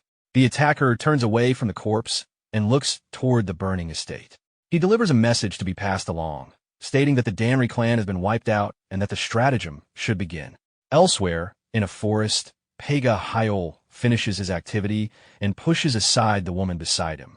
Noticing her clothing, he realizes she was from the Danri clan and dismisses it as insignificant. At that moment, someone appears behind him. He turns and recognizes the arrival, noting that the task has already been completed. While getting dressed, he considers the situation, particularly the unusual signal that appeared earlier, and suspects that the Namgung clan may have become aware of the plan. He immediately gives orders to block all routes leading into Anhui and to begin the first stratagem. Behind him, a group of soldiers gathers, ready to move. The scene shifts back to the tunnel. Several soldiers stand in front of the display created by the protagonist. The bodies arranged on spears form a deliberate pattern, and the sight leaves them shocked. One of them reads the message written in blood across the wall. The words describe the moon, the emperor, and a wanderer becoming king, with the fall occurring under a full moon. The clan leader present at the scene listens and acknowledges that while the identity of the culprit is unknown, it is clear that someone is targeting the Namgung clan. He orders increased patrols and heightened vigilance as the wedding approaches, instructing his men to report anything unusual directly to him. As he leaves the tunnel, he reflects on the meaning behind the message. The emperor likely refers to the Namgung clan, and the full moon points to the wedding day. The remaining phrase troubles him, as he tries to determine who the one who walks slowly could be and what exactly is about to unfold. Inside the Namgung clan's main hall, tension rises as the leaders argue. Namgung Young, the Sky Sword Unit leader, slams his fist onto the table and insists that everything is a setup. He points out that Du Hyo-ok has not even been at the clan for an entire year and rejects the idea of suspecting him based on a strange message. To him, doubting their future son-in-law over such evidence would only bring ridicule upon the Namgung clan. Opposing him, Namgung In, the Limitless Sword Unit leader, argues that the message cannot be ignored. He focuses on the meaning behind the words left behind, stating that the wanderer clearly refers to Du Hyo-ok. He explains that the intruder infiltrated the clan, killed warriors, and deliberately left a message. This indicates a purpose beyond simple infiltration. The strange beam of light seen the previous night further supports the idea that something deliberate is unfolding. Namgung Young grows more enraged, refusing to accept imprisoning Du Hyo-ok based on uncertain claims. He warns that if this turns out to be a setup, it would damage both the clan's honor and their relationship with Namgung Hai. The clan leader intervenes and stops the argument. He acknowledges that both sides have valid points. The intruder is suspicious, but even a small possibility cannot be ignored. He reminds them that the Thunder Squad and Wind Unit are already investigating the matter. Another member confirms that the Heavenly Thunder Squad has been sent to scout the Hefei region. If any force is planning something during the full moon, there should already be signs. At that moment, a soldier rushes into the hall and delivers an urgent report. The person entering is Namgung-hu, the Heavenly Thunder Squad leader. Breathing heavily, he reports that all members sent for investigation have failed to return. They were expected back within a set time, but none of them came back. The room falls into shock. When asked what he concluded from this, Namgung-hu states that the Namgung clan is surrounded by enemies. The statement unsettles everyone present. Namgung-yung immediately demands to know who could possibly surround them. The clan leader begins to consider possibilities, but dismisses known forces such as the Yangtze groups, as they would not move inland and are already under truce. Namgung-yung questions what kind of force could even gather enough manpower in Anhui to encircle the Namgung clan. Namgung then arrives at a conclusion. There is only one force in all of Murim capable of such a feat, the Heavenly Demon Castle. The scene shifts away. Moving through the city toward the Namgung clan castle, the protagonist walks calmly. The words left behind earlier repeat in his mind, forming a clear pattern. He stops briefly, a faint smile appearing on his face as he repeats the meaning to himself. The full moon approaches, and the pieces of the plan begin to align. At the Namgung clan's training ground the next morning, the protagonist stands alone, forming a hand sign as blue energy begins to radiate from his palms. He closes his eyes and focuses inward. The flow of chi inside his body begins to move along the pathways that were forcefully created during the ritual. As he concentrates, the previous battle inside the tunnel replays vividly in his mind. Within that mental reconstruction, he faces the squad leader again. He watches each movement carefully, dodging an incoming strike. The sequence continues as the opponent attacks again. This time he avoids the initial blow, but is still struck at the final moment and slammed into the wall. He recognizes the flaw immediately. If the timing of the opponent's techniques had been more precise, the outcome would have been complete defeat. Understanding this, he begins adjusting his movements within the imagined battle. He activates every pressure point in his body and responds differently. This time, his counterattack lands cleanly. The strike overwhelms the opponent, severing his limbs and sending him crashing through the wall. He follows through, stepping out into the open space of the imagined battlefield and confirming the result of the fight. With that, the mental simulation ends. Back in reality, he exhales and steadies himself. The training has allowed him to analyze and internalize the flow of the battle. The temporary pathways created in his body have already begun to show their effectiveness. Even though they are artificial, the understanding gained through repetition is being embedded into his movements. With enough practice, he realizes he can reproduce martial techniques instead of merely imitating them. While focusing the energy between his palms again, a new realization forms regarding his current growth. At that moment, information appears before him, indicating that he has reached a new stage. His level has increased enough to unlock a class change condition. The requirement is clear. He must defeat 100 enemies of level 10 or higher. He assesses the condition calmly. The enemies he faced recently fall within that range, but even then, the fights were not easy. The last opponent was significantly stronger, and reaching the required count will not be simple. Before he can continue his thoughts, a loud explosion erupts from a nearby building, breaking the silence of the training ground. The scene shifts to earlier. Do Hyooke walks through the area near the tunnel entrance where the bodies were discovered. The place is now heavily guarded, with a large number of warriors securing the surroundings. He observes the situation briefly, taking in the increased security, then turns and walks away without drawing attention. As he moves through the city, he reflects on the sudden changes.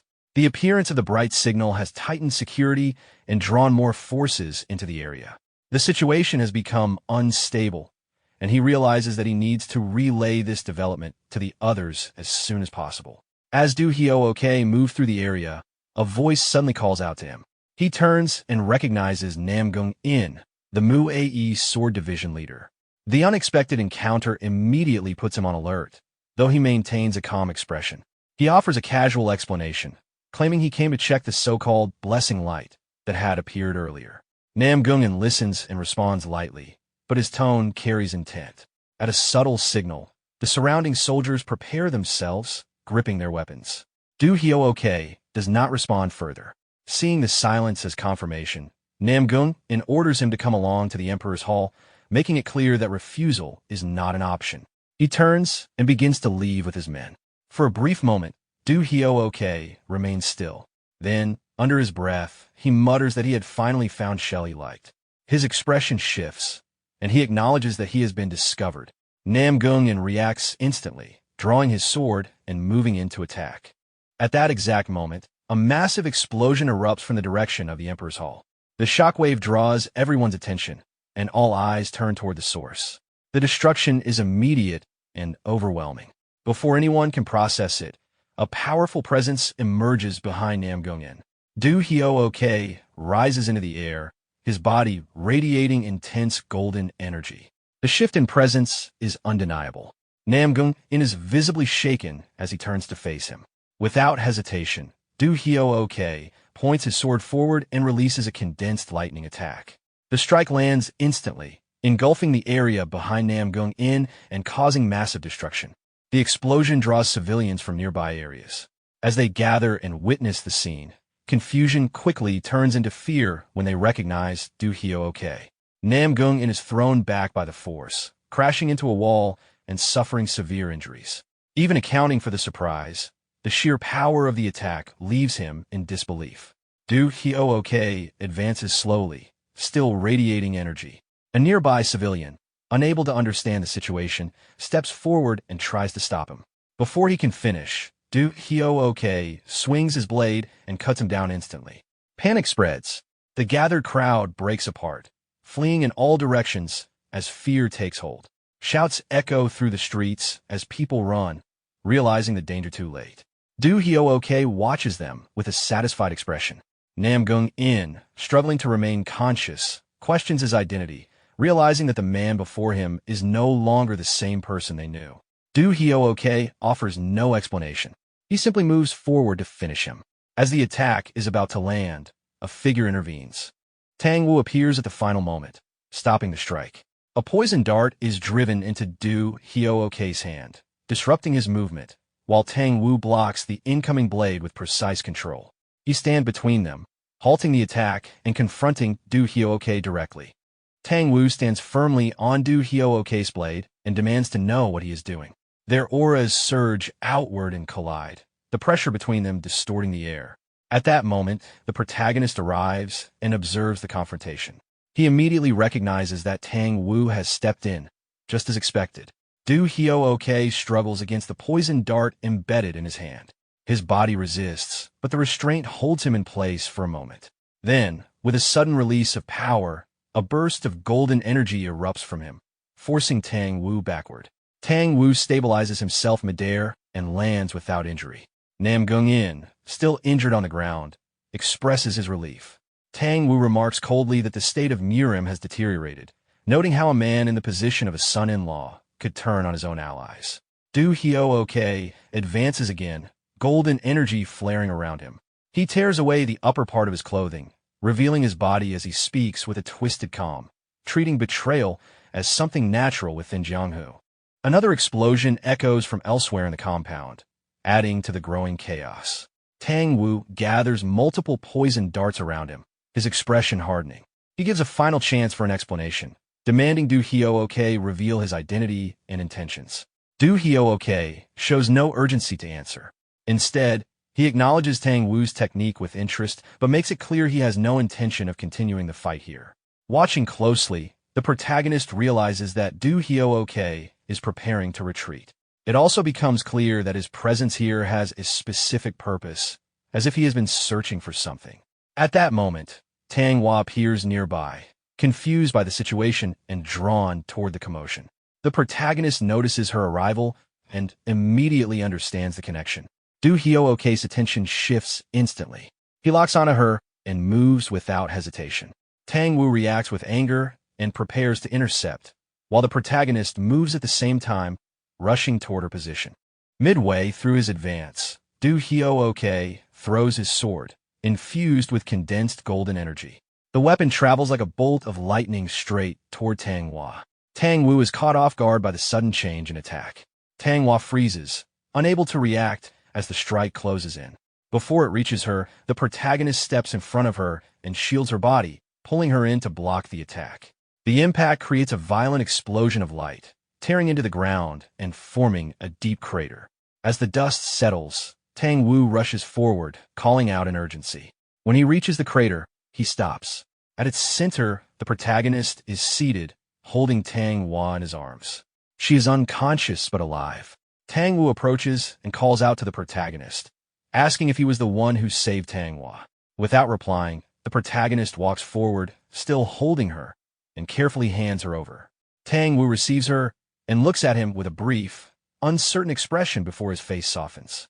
He begins to thank him, but his words are cut short. Laughter echoes from above. Du Hyo-ok sits on top of a nearby building, watching them with a distorted, almost playful expression. Tang Wu turns toward him, irritation immediately rising. The protagonist studies him quietly and recognizes the difference in presence. The man is not ordinary. His strength is enough to stand against Tang Wu directly. Du Hyo-ok addresses Tang Wu briefly, then remarks that he will return again soon. His tone is casual but deliberate. As he turns to leave, something catches his attention. He pauses and looks back toward the protagonist. A faint but heavy darkness leaks from the protagonist's body. His face is partially hidden, but a restrained, unsettling smile remains. Du Hyo-ok watches him for a moment, then understands. He identifies him as the one responsible for the pillar of light from the previous night and the one who interfered with his plans. He acknowledges it without hesitation, then casually promises they will meet again. With a surge of golden energy, he launches himself into the air and disappears. Tang Wu reacts immediately, anger rising as he attempts to pursue, but stops when Tang Hua stirs in his arms. She regains consciousness weakly, calling out to him. Realizing the situation, Tang Wu abandons the chase and admits they have been outplayed. The scene shifts to the Emperor's Hall. The building is heavily damaged, its structure partially collapsed from the explosions. The remaining soldiers gather among the injured and the dead. The clan leader sits among them, observing the destruction and reflecting on the situation. He concludes that everything, from Du Hyo-ok's actions to his marriage into the clan, had been planned in advance. With their communication lines cut and their defensive formation destroyed, the Namgung clan is now completely trapped. Namgung enters the hall and proposes their options: fight, flee, or send a messenger. The clan leader immediately dismisses the first two, recognizing they are no longer viable. Namgung explains that sending a messenger to the Murim Alliance is the only realistic choice. Reinforcements could arrive within days if the message is delivered successfully. The problem remains who can break through the siege. He suggests that only someone of exceptional ability could manage it. The clan leader understands the implication, but questions whether even Tang Wu could accomplish such a task alone. After a brief pause, Namgung presents the final part of his plan. They will use the wedding guests currently inside the clan, hundreds of people who are already desperate to escape, as part of the strategy. Night settles over the Namgung clan as the scene shifts to a palace near a river that runs beneath a mountain cliff. Inside, the atmosphere is tense. The clan leader sits in silence while Tang Wu stands nearby. The protagonist and Tang Hua remain close, observing without speaking. The clan leader glances toward the protagonist and questions his presence. Tang Wu answers directly, stating that the boy now carries the Tang family name and can be trusted, urging him to continue without concern. After a brief pause, the clan leader lowers himself and makes a formal request. He asks Tang Wu to leave with the wedding guests through Soho Lake and secure reinforcements. Tang Wu reacts with irritation, immediately pointing out the cost of such a plan. He knows that many would die attempting it. Still, he does not reject the idea outright. The clan leader explains further. If they travel by water from Soho Lake to the Yangtze River, they can seek aid from the 18 strongholds that control the waterways. Preparations have already been made, ships have been deployed, and the clan's guests and servants have been gathered at the southern water gate. Tang Wu processes this and asks when they are to depart. The answer is immediate. There is no time left. They must leave that very night. Tang Wu falls silent for a moment, then turns and begins to walk away, accepting the responsibility without further argument. He prepares to act. Before he leaves, the clan leader calls out once more. He asks that Namgung be taken along as well. He does not want her to witness what is about to happen. Tang Wu stops and turns back, asking if that is all. The clan leader's composure breaks. Fear shows clearly as he admits the truth, He is not certain the clan can survive what is coming. There is doubt that they can even endure for 10 days. Tang Wu responds sharply, his anger rising. He rejects the idea outright and declares that as long as he is present, the clan will not fall so easily. He orders the clan leader to endure, to hold on no matter what, and makes it clear that he will return with reinforcements. The decision is made. The next phase begins. Tang Hua calls out loudly as Tang Wu leaves, her voice filled with urgency, but he does not stop. He exits without turning back.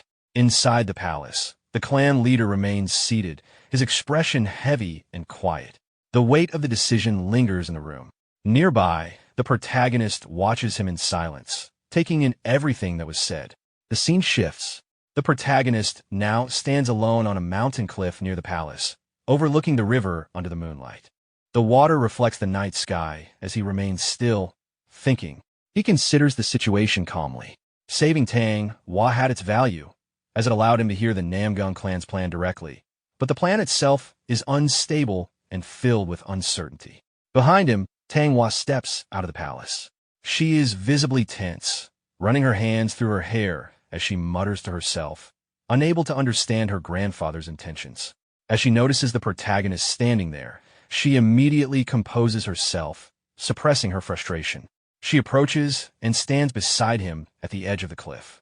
Both remain silent, facing the river. The silence stretches. Tang Hua grows increasingly uncomfortable, unable to read his expression or thoughts. The awkwardness builds until she finally forces herself to speak. Nervously, she thanks him for saving her. Even then, she quickly adds that he should not misunderstand her intentions, explaining that she simply did not want to lose the chance to say it. The protagonist does not respond. He only looks at her, remaining as unreadable as before. The scene shifts again. On another cliff overlooking the same city, Pega Hyol stands facing the river. The city lights flicker below. A presence appears behind him. He recognizes it immediately and addresses the figure, referring to him as Shifting Shadow or Du Hyo-ok, and asks for an explanation. Du Hyo-ok stands beside him, calm and composed, responding as if nothing has gone wrong. Pega Hyol counters, pointing out the obvious failure, for Shadow's lost, the objective incomplete, and the fact that Du Hyo-ok himself has returned. Du Hyo-ok dismisses this, explaining that the true purpose of the first stratagem was not the immediate destruction, but positioning himself as a hero within the Orthodox faction. Then he states that his current situation does not prevent that outcome. At that moment, a strange surge of energy begins to emanate from his body. His form distorts unnaturally, shifting and changing. The transformation continues until his appearance completely alters. Within moments, he takes on the form of Namgung Hai. Standing there in her likeness, he calmly explains that in this form, he no longer needs the original. With her identity, he can naturally position himself as the successor of the Namgung clan. Pega Hyol watches, visibly shocked, as the realization sets in.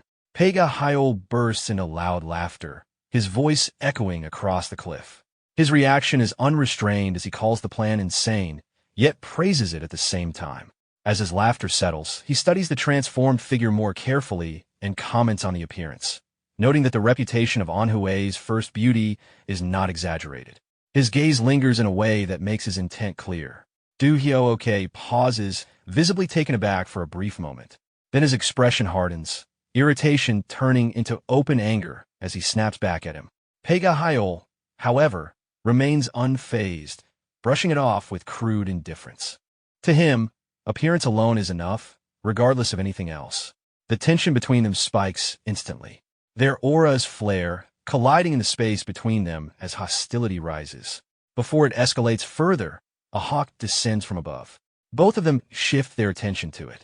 The bird lands calmly on Pega Hyol's wrist. Du Hyo-ok immediately recognizes the source of the message. After reading it, Pega Hyol confirms that the ships have already set sail. He releases the hawk back into the sky and decides to move, asking what Du Hyo-ok intends to do next. Du Hyo-ok answers that he will follow the hawk. Pega Hyol questions the decision, suggesting that returning to the Namgung clan would be more worthwhile. Du Hyo-ok disagrees, stating that something more interesting lies elsewhere. Pega Hyol presses further, mentioning Tang Wu and dismissing the idea that a single master could outweigh the importance of the entire Namgung clan. Then something clicks in his mind. He recalls the strange pillar of light and realizes there might be a connection. He demands to know if Du Hyook has identified its source. Du Hyook refuses to answer. Without giving anything away, he launches himself into the air and disappears. Pega Hyol calls out after him, but there is no response. Left alone on the cliff, he stands in irritation as the situation slips beyond his control. The scene shifts. Several ships are already moving across the river, cutting through the dark water onto the night sky. On one of them, Tang Wu stands alongside Tang Hua and the protagonist. The group remains unaware that they are being watched. From the distant shore, a gray-haired man with a scarred face observes them through a viewing device. After confirming what he sees, he immediately turns and runs toward the dock. He boards another ship where his superior is waiting and reports that the target has been confirmed. At his words, the order is given without hesitation. The ships begin to mobilize. At the center of it all stands their leader, a gray-haired, muscular woman marked with numerous scars. She commands the fleet with calm authority. She is the supreme stronghold chief of the 18 waterway strongholds of the Yangtze River, known as Water Shadow. The scene continues aboard the ship. Tang Wu stands near the railing, watching the dark river ahead. The protagonist glances toward Tang Hua and Namgung Hai, quietly assessing the situation. In his mind, he reaches a clear conclusion. No matter how powerful Tang Wu is, in a true life-and-death situation, the two girls would become a burden. And if a choice had to be made between the three of them, he knows he would be the one abandoned. With that understanding, he prepares himself mentally. The ships continue moving forward across the river. Tang Wu remains focused on the surroundings. After a long stretch of silence, he notes that something feels wrong. There has not been a single sign of enemies along the route. Given the scale of the force capable of surrounding the Namgung clan, such an absence does not make sense. He immediately orders precautions. At his command, the speed of the ships is reduced. As the crew adjusts the sails and movement, one of the workers suddenly notices something in the distance and calls out. Lights appear ahead. Everyone looks forward. Dozens of brightly lit ships are approaching them across the water. Excitement spreads instantly among the passengers. Many assume that reinforcements have arrived, believing the Namgung clan's message must have reached its allies. Relief begins to spread across the ships. Tang Wu, however, does not react the same way. He narrows his gaze and studies the approaching fleet more carefully. The flags become visible, revealing the identity of the incoming force, the 18 waterway strongholds of the Yangtze River. For a brief moment, it seems to match what was expected, but something feels off. Tang Wu notices the number of ships and their formation. Instead of approaching like reinforcements, they are positioned in a way that blocks the path ahead. He processes it quickly. There were no enemies along the route, and now an entire fleet stands directly in their way. The realization begins to settle that this is not a rescue. Tang Wu's expression hardens as the realization fully sets in. He immediately raises his voice and warns everyone that the incoming fleet is not there to help. The excitement among the people breaks into confusion as he urgently orders them to turn the ships around. His tone leaves no room for doubt. These are enemies, and they need to retreat at once. Before the ships can properly respond, the situation escalates. On the opposing fleet, the leader, Water Shadow, stands at the front of her ship, calmly observing the target. Around her, rows of soldiers are already prepared, bows drawn and aimed. At her command, the attack begins. Thousands of flaming arrows are released at once, filling the sky as they descend toward Tang Wu's fleet. The impact is immediate and devastating. Arrows strike the ships, setting them ablaze and cutting down people across the decks. Panic spreads as fire begins to consume the vessels. Tang Wu reacts instantly. With his power, he forms a protective barrier around his ship, deflecting the incoming flames and shielding those closest to him. Even so, the surrounding ships continue to burn and collapse under the assault. The protagonist watches the destruction unfold, unable to ignore the scale of the attack. Tang Wu raises his voice again, trying to regain control of the situation and order a retreat. But as he turns, he notices something worse. More enemy ships are closing in from behind. The fleet is surrounded. Tang Hua realizes it at the same time and calls out in panic. There is no clear path forward or backward. Seeing no other option, Tang Wu immediately redirects the plan. He orders everyone to move toward the riverbank, aiming to escape on a land while there is still time. Before they can act, another attack lands. Water Shadow's ship crashes into one of theirs. From the impact point, she launches herself into the air and lands directly onto the enemy's ship. In a single motion, she strikes down multiple people upon landing. She gives a simple order. Her soldiers follow without hesitation, leaping across from their ships and engaging in close combat. The remaining vessels are quickly overrun as fire and blades spread across the fleet. Watching everything collapse, Tang Wu's anger rises as the situation turns completely against them. As the ships burn and chaos spreads across the river, Tang Wu makes a sudden decision. He moves straight toward Namgung Hai and, without hesitation, uses his technique to place a poisonous dart at her neck, rendering her unconscious. Lifting her onto his shoulder, he turns and begins moving. Tang Wu runs after him, confused and alarmed, demanding to know what he is doing. He answers briefly. They are heading for the shore. She immediately realizes the implication. Carrying all three of them in this situation is impossible. She points it out, but Tang Wu corrects her. He will only take two. The meaning becomes clear. Tang Wu turns toward the protagonist. Tang Wu approaches him and speaks plainly. He admits that he had been greedy for his talent and had planted a goo inside him to control him for the sake of the Tang clan. But now, he acknowledges that he has grown attached in a way he did not intend. Even so, his decision does not change. He states it without hesitation. He will not kill him, but he will not save him either. With that, Tang Wu steps onto the railing of the burning ship. Tang Wu hesitates, clearly torn, but the situation leaves no room for choice. After a brief moment, she turns away and follows him. Tang Wu leaps from the ship toward the distant shore, carrying Namgung Hai. After a final hesitation, Tang Wu also jumps, leaving behind the burning wreck. The protagonist remains alone. The flames crackle around him as the ship continues to collapse. He stands still for a moment, then his expression shifts slightly. With no one watching, he quietly remarks that it is time to begin. At that moment, an enemy soldier lands on the ship and charges toward him. The protagonist draws his sword and cuts him down in a single strike. Without pause, he grabs the body and drags it into a nearby room.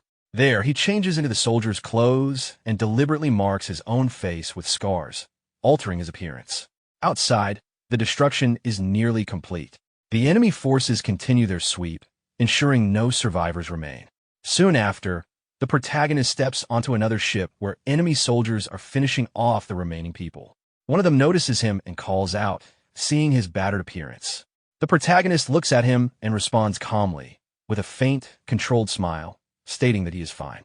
Meanwhile, the surviving passengers from Tang Wu's fleet desperately swim toward the shore, struggling through the burning wreckage and waves. At the same time, Tang Wu continues gliding through the air toward the island while carrying the unconscious Namgung Hai. As he nears the shore, he suddenly notices lights waiting below. Figures holding fire lamps stand hidden along the coastline. The moment he recognizes them, his expression darkens. The forces of the Heavenly Demon Castle had already positioned troops on land as well. Before landing, Tang Wu immediately activates his poison dart technique. A violent burst of energy erupts around him as countless poison darts shoot downward toward the waiting enemies.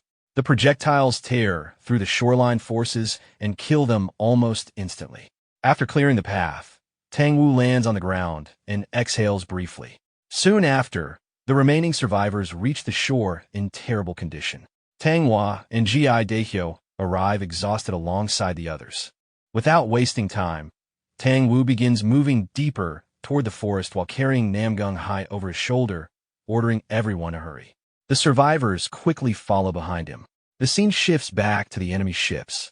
Disguised among the enemy soldiers, the protagonist stands quietly while a notification appears before him.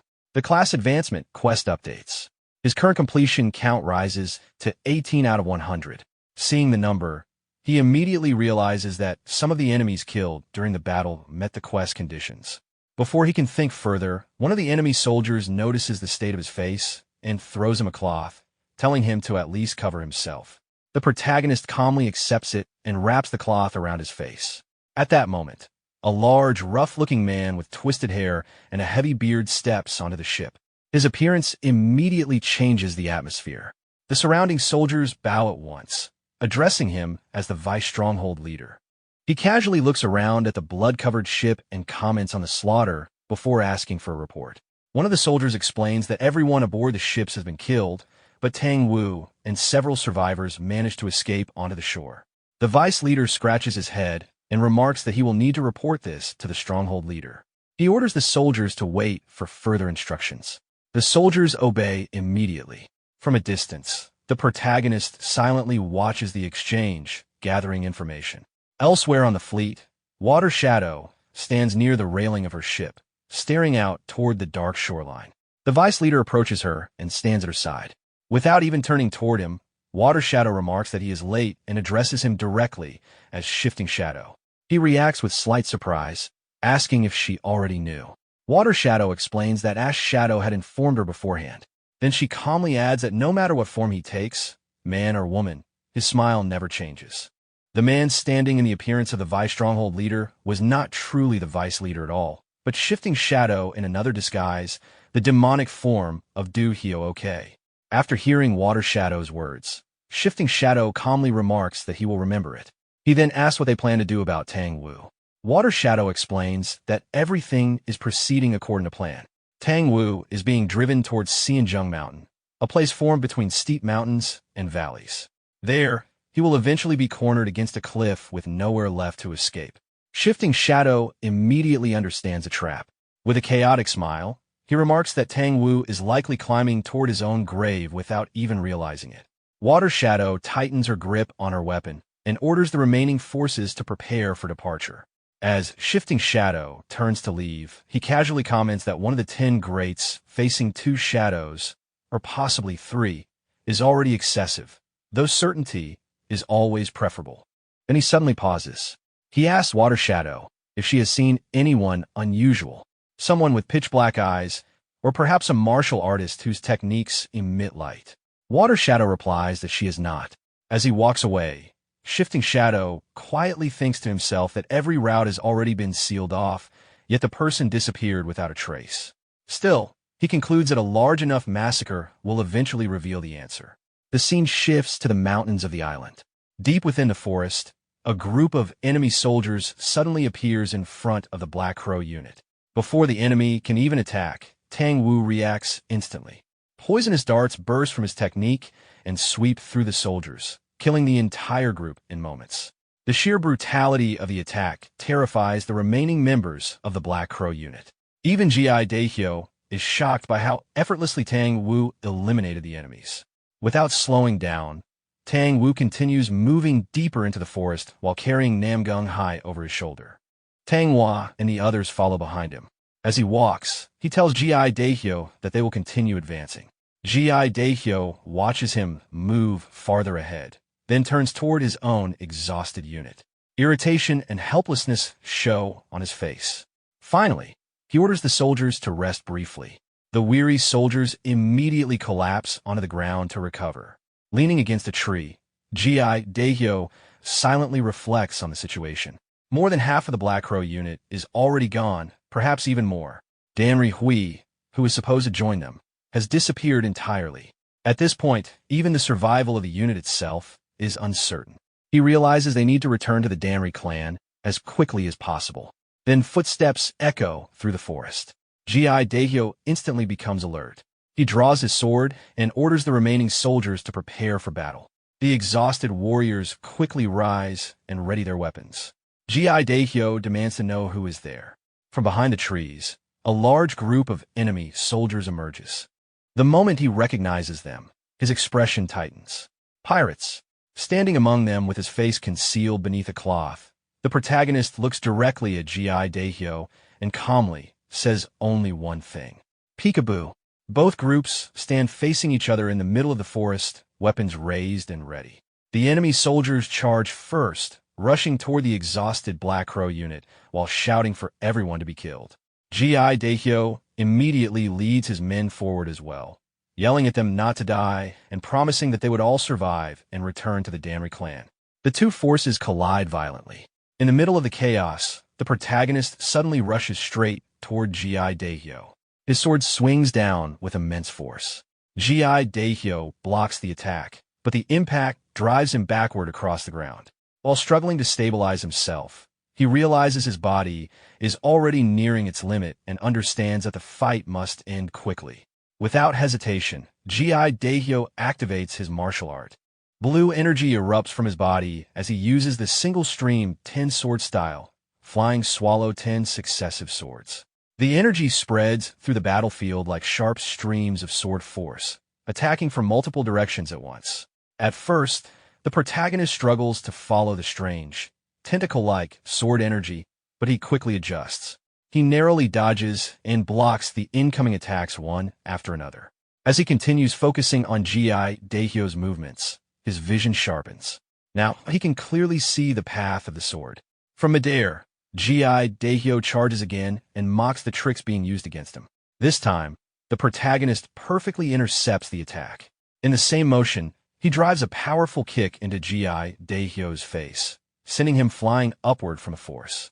The protagonist immediately follows up and begins activating the three forces sword technique.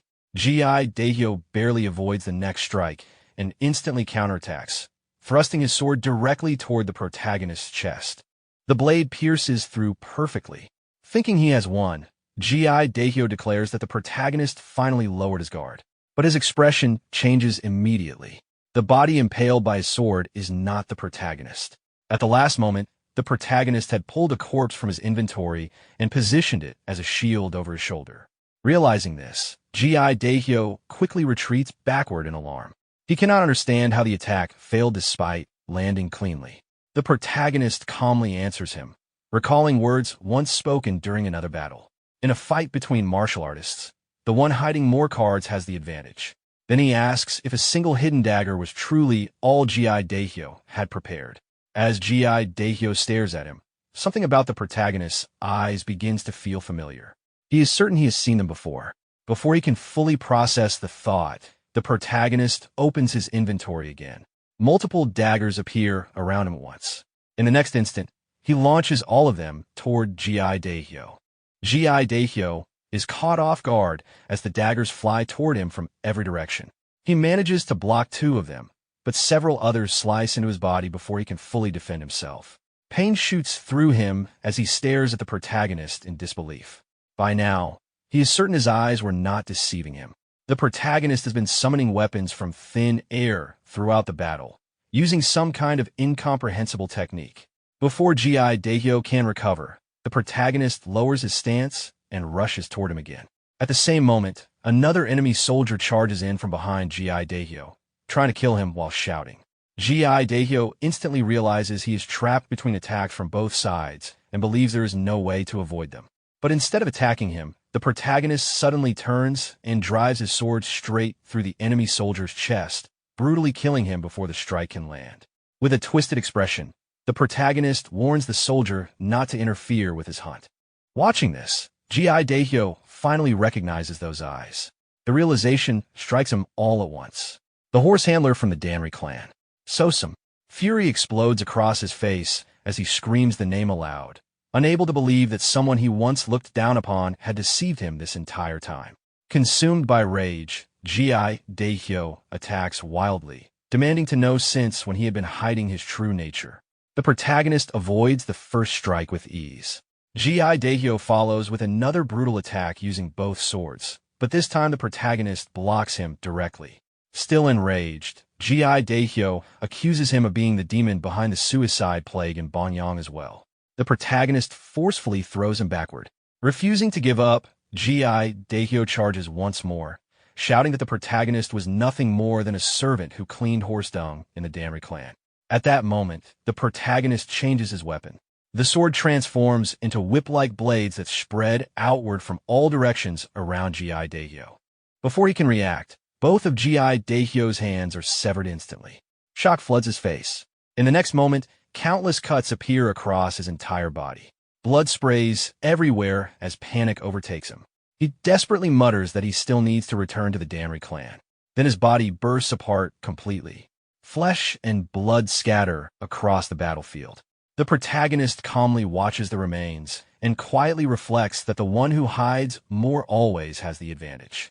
Around them, the Black Crow unit has already been wiped out. One of the enemy soldiers curses loudly, wondering where the reinforcements are. The protagonist notices the same thing.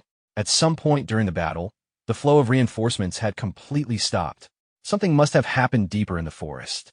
Then another soldier suddenly spots movement in the distance and excitedly announces that the reinforcements have finally arrived, complaining that the higher-ups are always late. From the forest, two figures emerge. Water Shadow and Shifting Shadow arrive alongside a new wave of forces. But something immediately feels wrong. One of the soldiers notices that the newcomers are wearing their clothes inside out and begins questioning them in confusion. Before he can finish speaking, Water Shadow suddenly moves. With a single strike, she shatters the soldier's body into pieces. The surrounding soldiers freeze in horror. Standing amidst the blood, Water Shadow smiles coldly and gives the order. Leave none alive. Slaughter everyone. Meanwhile, the forces that arrived with Water Shadow suddenly turn on their own allies. The soldiers who had been fighting alongside them moments earlier are caught completely off guard as blades begin cutting through their ranks. Panic spreads instantly. One soldier collapses onto the ground, desperately begging to be spared while demanding to know why this is happening.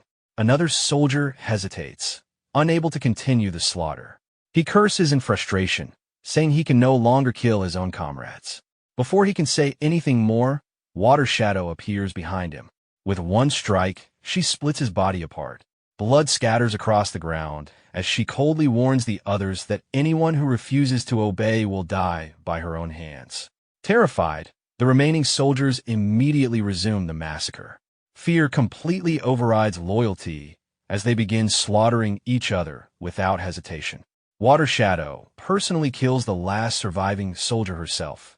Nearby, the protagonist watches everything silently from behind a large rock. The moment the massacre ends, he immediately moves. Using the confusion as cover, he rushes deeper into the forest at full speed. Behind him, Water Shadow's forces continue advancing through the mountain, sweeping through the area like hunters closing a trap. The protagonist hides briefly behind a tree and listens as one of the soldiers shouts that no one is allowed to escape. The order is absolute. Realizing the same thing is happening across the entire mountain, the protagonist quickly changes direction and continues deeper into the forest. As he runs, he understands the situation clearly. They are killing even their own pirates. The entire mountain has been surrounded. This is not a normal pursuit. It is a driving hunt. For the first time, he realizes he has become the prey. While moving through the forest, he suddenly spots a small group of enemy soldiers resting ahead. Without hesitation, he attacks immediately. The startled soldiers barely manage to react before the protagonist transforms his weapon into the whip sword again. In one precise strike, the blades sweep through the group and kill every soldier instantly. He lands lightly on the ground afterward and checks his status window. His next level up is approaching quickly. At that moment, another group of enemy soldiers appears in the distance while shouting warnings. The protagonist watches them carefully and realizes he may be able to use them somehow. The scene shifts. Elsewhere on the mountain, Tang Wu and the remaining survivors finish eliminating another enemy group. Everyone is breathing heavily from exhaustion after continuous battles. Tang Wu notices something unsettling and asks her grandfather if he felt it too. Tang Wu confirms it immediately. The enemy is deliberately herding them toward the mountain peak. Before they can discuss it further, one of the survivors suddenly comes running toward Tang Wu in panic, urgently telling him that he needs to see something immediately. The survivors, Tang Wu, and the newly arrived group are all led toward the edge of the mountain. As they push through the trees, one of the men suddenly stops in horror and points ahead. A cliff blocks their path completely. Everyone freezes. Despair spreads instantly among the survivors. One man collapses onto the ground in shock, wondering what will happen to them now. Another mutters that everything is over. Someone else panics completely, shouting that he had only come to celebrate the wedding and never expected to die like this. Hearing the hopeless cries, Tang Wu finally explodes in anger. He roars at everyone to shut up. Furious, he demands to know who decided it was over already. Even at his age, he has not given up yet the younger generation is already surrendering their lives. He tells them there's only one thing left to do, kill every enemy that comes climbing up the mountain. The survivors immediately fall silent under his pressure. One of them weakly responds that they understand. At that moment, another group suddenly approaches through the forest. Tang Wu and Tang Hua immediately prepare for battle. However, before anyone attacks, one of the newcomers hurriedly raises both hands and shouts for them to wait. Hidden quietly among this group is the protagonist. The man quickly explains that they were attacked as well. According to him, the forces brought by the stronghold leader suddenly turned on them too, forcing them to flee for their lives. Tang Wu narrows his eyes. Internal conflict among the enemy? If that is true, then this may be their only opportunity to break through the encirclement and descend the mountain again. Tang Wu immediately orders everyone to move aside if they do not wish to die, because they are heading back down the mountain immediately. Before anyone can move, a loud voice echoes from the forest. The laughter alone is enough to freeze the atmosphere. Everyone turns toward the source of the voice in shock. From behind the trees, Water Shadow slowly emerges alongside Shifting Shadow and a massive army of enemy soldiers. Shifting Shadow walks forward casually while mocking Tang Wu for running so desperately only to corner himself like a rat trapped inside a jar. Tang Wu becomes furious and demands to know who he really is. In response, Shifting Shadow calmly transforms back into the appearance of Du Hyo-ok. Seeing that familiar face again, Tang Wu's rage intensifies instantly. Water Shadow coldly tells Shifting Shadow to stop wasting time and deal with the soul-chasing poison hand already. But Shifting Shadow only smiles. According to him, Tang Wu is going to die anyway, so there is no reason to rush. Besides, one particular person still has not arrived yet, and there is something he wishes to ask first. He then turns toward Tang Wu and calmly asks about the person Tang Wu had been carrying around earlier. That worthless piece of trash. Where is he now? Hidden among the surviving soldiers, the protagonist quietly watches Shifting Shadow. From their perspective, he realizes he has become someone who absolutely must be hunted down and killed. The flash of light that appeared that night and his repeated interference must have completely ruined their original plans. With trembling fingers, he grabs the area above his heart. Despite the danger, a chaotic excitement spreads across his face. Meanwhile, Shifting Shadow slowly scans the surroundings. An expert capable of unleashing a light like that could not possibly have died so easily. He is certain the person is still somewhere nearby. He suddenly shouts loudly into the mountain. If that person is hiding, they should come out immediately. He reminds them that he already said they would meet again. If they do not reveal themselves before he finishes counting to 3, at that exact moment, the protagonist draws his whip sword. With a single precise strike, he instantly cuts down several of Shifting Shadow's soldiers. Shifting Shadow immediately notices him and breaks into a twisted smile. Finally, he found him. But before anyone can react further, the protagonist opens his inventory. A massive beam of blue light erupts from the ground. The sudden flash blinds everyone present. Shifting Shadow instinctively shields his eyes. When the light fades, the protagonist and the corpses he had just created are gone completely. Shifting Shadow stares at the empty space in shock. He disappeared. Recalling the brief moment before the light vanished, Shifting Shadow remembers seeing a shadow moving within it. His eyes slowly shift toward the cliff nearby. He immediately leaps toward the edge and looks down below. Even Tang Wu would not survive such a fall unharmed. Did he commit suicide? Or perhaps, before he can finish his thoughts, Namgung Hai slowly regains consciousness behind him. Still staring down the cliff, Shifting Shadow clicks his tongue in irritation. The situation leaves an unpleasant feeling in his mouth. He then turns toward Namgung Hai with a smile. It is unfortunate, but he supposes he will have to settle for her instead. Still confused and unaware of the situation, Namgung Hai slowly rises and looks at him in disbelief. She nervously calls him Young Master Du and asks what is happening and why he is doing this. Shifting Shadow mockingly asks whether she has always been too foolish to understand the situation around her. At that moment, Tang Wu immediately steps in front of both Tang Hua and Namgung Hai. He orders them to fall back because the enemies are coming. Shifting Shadow casually turns toward his soldiers and orders them to kill Tang Wu, but before he can finish speaking, a loud voice suddenly echoes from behind the enemy forces. Someone loudly tells them to wait. a man pushes through the soldiers while complaining for them to move aside. It is Silver Shadow.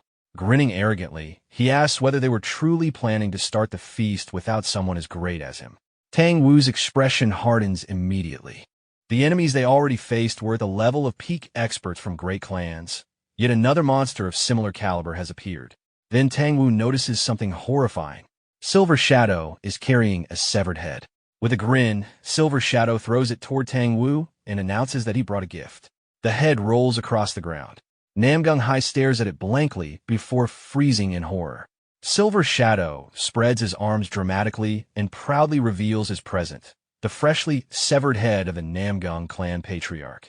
The moment Silver Shadow reveals the severed head of the Namgung clan patriarch, everyone freezes in horror. Namgung Hai trembles violently before running toward the head lying on the ground. Tang Hua immediately chases after her, trying to stop her. With shaking hands, Namgung Hai slowly lifts the severed head of her grandfather. Words fail to leave her mouth properly as shock overwhelms her. The moment she fully recognizes him, her mind collapses into grief. She clutches the head tightly and breaks down, calling out to her grandfather in despair. Watching the scene unfold, Silver Shadow bursts into uncontrollable laughter. He laughs so hard that he can barely speak properly. To him, the sight of the first beauty of Anhui crying while holding her grandfather's severed head is amusing beyond measure. He openly admits that this exact kind of ruined, sorrowful expression is what excites him the most. Silver Shadow proudly declares that bringing the head truly was the perfect gift. He continues laughing while pointing toward everyone else, asking why nobody else seems amused. Both Water Shadow and Shifting Shadow stare at him with visible irritation. Water Shadow clenches her teeth and curses him as a madman. Even Shifting Shadow looks disgusted, muttering that Silver Shadow is not even human anymore. Silver Shadow awkwardly protests. From his perspective, they already destroyed the Namgung clan, and Tang Wu will soon die as well. That would make 2 beyond peak experts dead, along with 2 beautiful women for him to keep beside him. At that moment, Tang Wu suddenly activates the Dragon Phoenix Golden Needles. Using his hidden arts, he launches both Tang Hua and Namgung Hai into the air with tremendous force, sending them down the cliff. Namgung Hai cries out in shock. Tang Wu reveals that he poured half of his remaining internal energy into the needles. Even so, he knows it is not enough for them to descend the cliff safely. Their limbs may be destroyed. They may even become crippled for life. But none of that matters to him anymore. Their survival is more important than anything else. Shifting Shadow immediately realizes what Tang Wu is doing and shouts at him in anger. Ignoring him completely, Tang Wu roars toward Tang Hua as the 2 girls descend the cliff. He commands Tang Hua of the Sichuan Tang clan to survive no matter what. Even if broken, even if ruined, she must stay alive and one day return to repay this blood debt in his place. As Tang Hua is dragged downward by the power of the needles, she desperately screams for her grandfather. Silver Shadow completely loses his temper.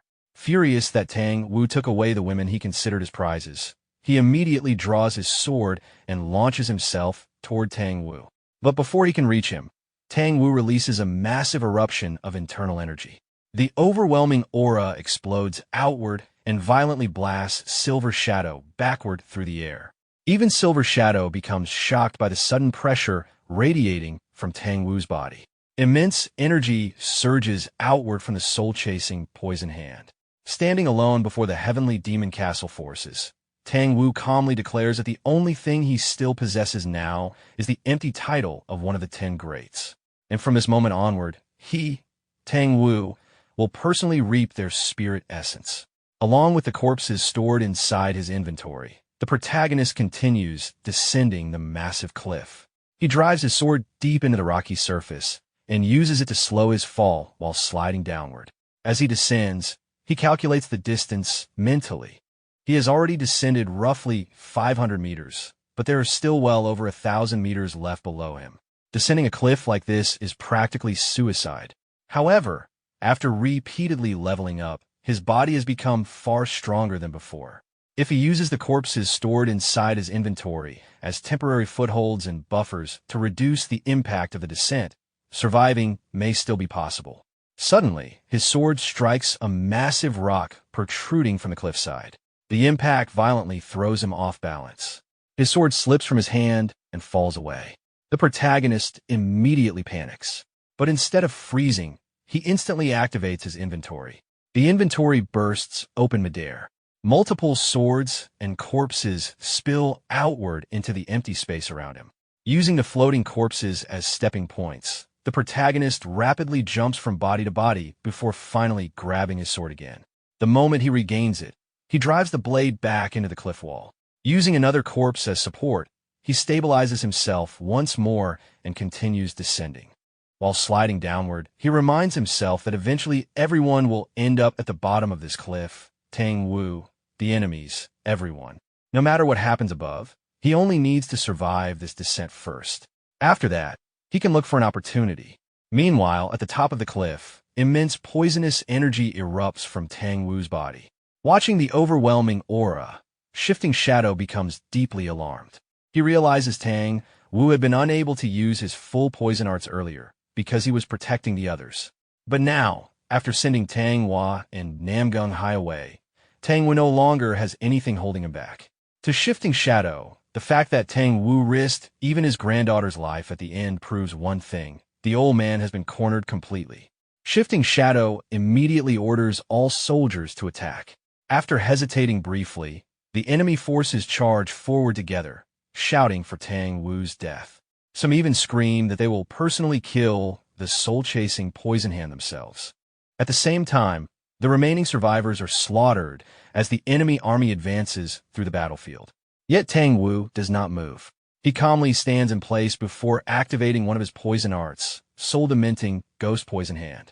A massive wave of dense toxic aura erupts outward from his body. The poisonous energy crashes directly into the charging soldiers. The moment it touches them, their bodies begin disintegrating instantly. Flesh melts away, leaving behind little more than fragments and bone. The dying soldiers scream in agony as the toxic aura consumes them alive. Seeing the incoming poisonous wave, Shifting Shadow immediately shouts for the others to block it. Shifting Shadow, Water Shadow, and Silver Shadow all raise their weapons and defend themselves with protective energy. Even while resisting the poison, they are forced backward by the destructive force. The surroundings are devastated completely by Tang Wu's attack. Watching the destruction, Shifting Shadow is genuinely shocked. If they had not consumed antidote beads beforehand, even they might have melted alive under that poisonous aura. Meanwhile, Silver Shadow suffers heavily from the poisonous aura released by Tang Wu. Coughing violently, he stumbles backward as the poison rapidly spreads through his body. He can barely breathe and cannot understand how the others remain unaffected while he alone is suffering. Without hesitation, Water Shadow throws a small antidote bead toward him. Silver Shadow quickly swallows it. Almost instantly, the poison inside his body stabilizes and disappears. Relieved, he gasps for air and complains that the others kept such useful items to themselves. At the same time, Tang Wu grabs one of the surviving enemy soldiers by the head. The terrified soldier desperately begs for someone to save him. Tang Wu crushes the man's skull without hesitation and throws the corpse aside. He then turns toward Shifting Shadow, Water Shadow, and Silver Shadow. Seeing the antidote bead, Tang Wu immediately understands. They came fully prepared to kill him from the very beginning. Even so, he reminds them that the person standing before them is one of the 10 greats of Murim.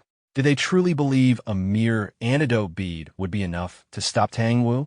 The overwhelming confidence in his voice causes all 3 shadows to tense up. Before any of them can react further, Tang Wu suddenly launches himself forward at terrifying speed. In an instant, he appears directly before them. Even Shifting Shadow is caught off guard by the speed. At that moment, Water Shadow reacts first. She swings her weapon with tremendous force and strikes Tang Wu directly, blasting him backward through the air. Believing she successfully broke through his defense, she smiles confidently. However, even while being launched backward, Tang Wu flicks a poisonous dart toward her. Water Shadow is startled by the sudden counterattack. But before the dart can reach her, Shifting Shadow intercepts it with his hand. He mocks Tang Wu, claiming that hidden weapons alone could never work against them. Then suddenly, the dart transforms into a metallic golden lotus. An enormous explosion erupts instantly. The blast violently throws both Water Shadow and Shifting Shadow through the air. Silver Shadow immediately becomes enraged. Holding both swords in his hands, he charges toward Tang Wu, while shouting that the old man should stop hiding behind concealed weapons and fight properly instead.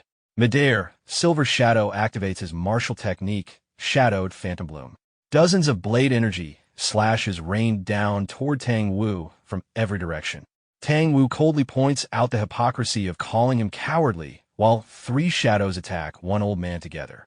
In response, Tang Wu unleashes a barrage of poisonous darts.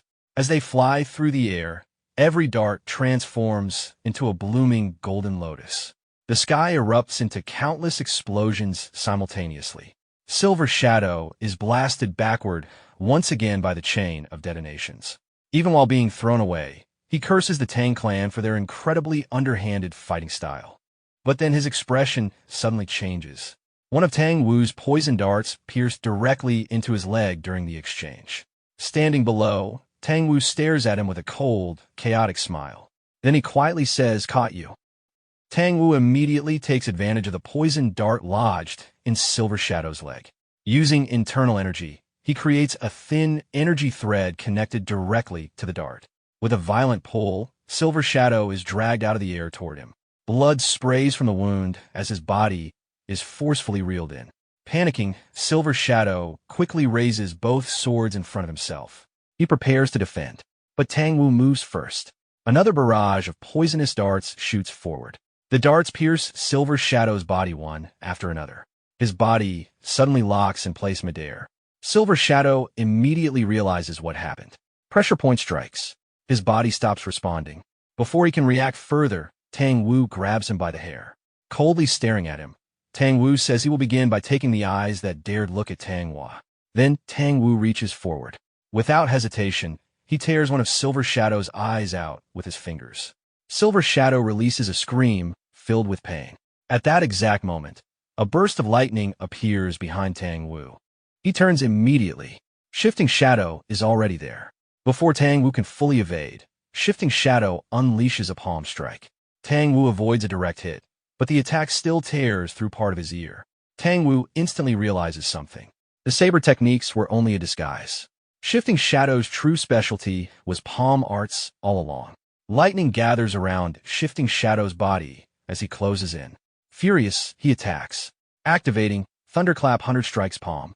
A barrage of condensed palm strikes floods toward Tang Wu. Tang Wu counters immediately. Activating Delusional 6 Acupoint Blood Hand.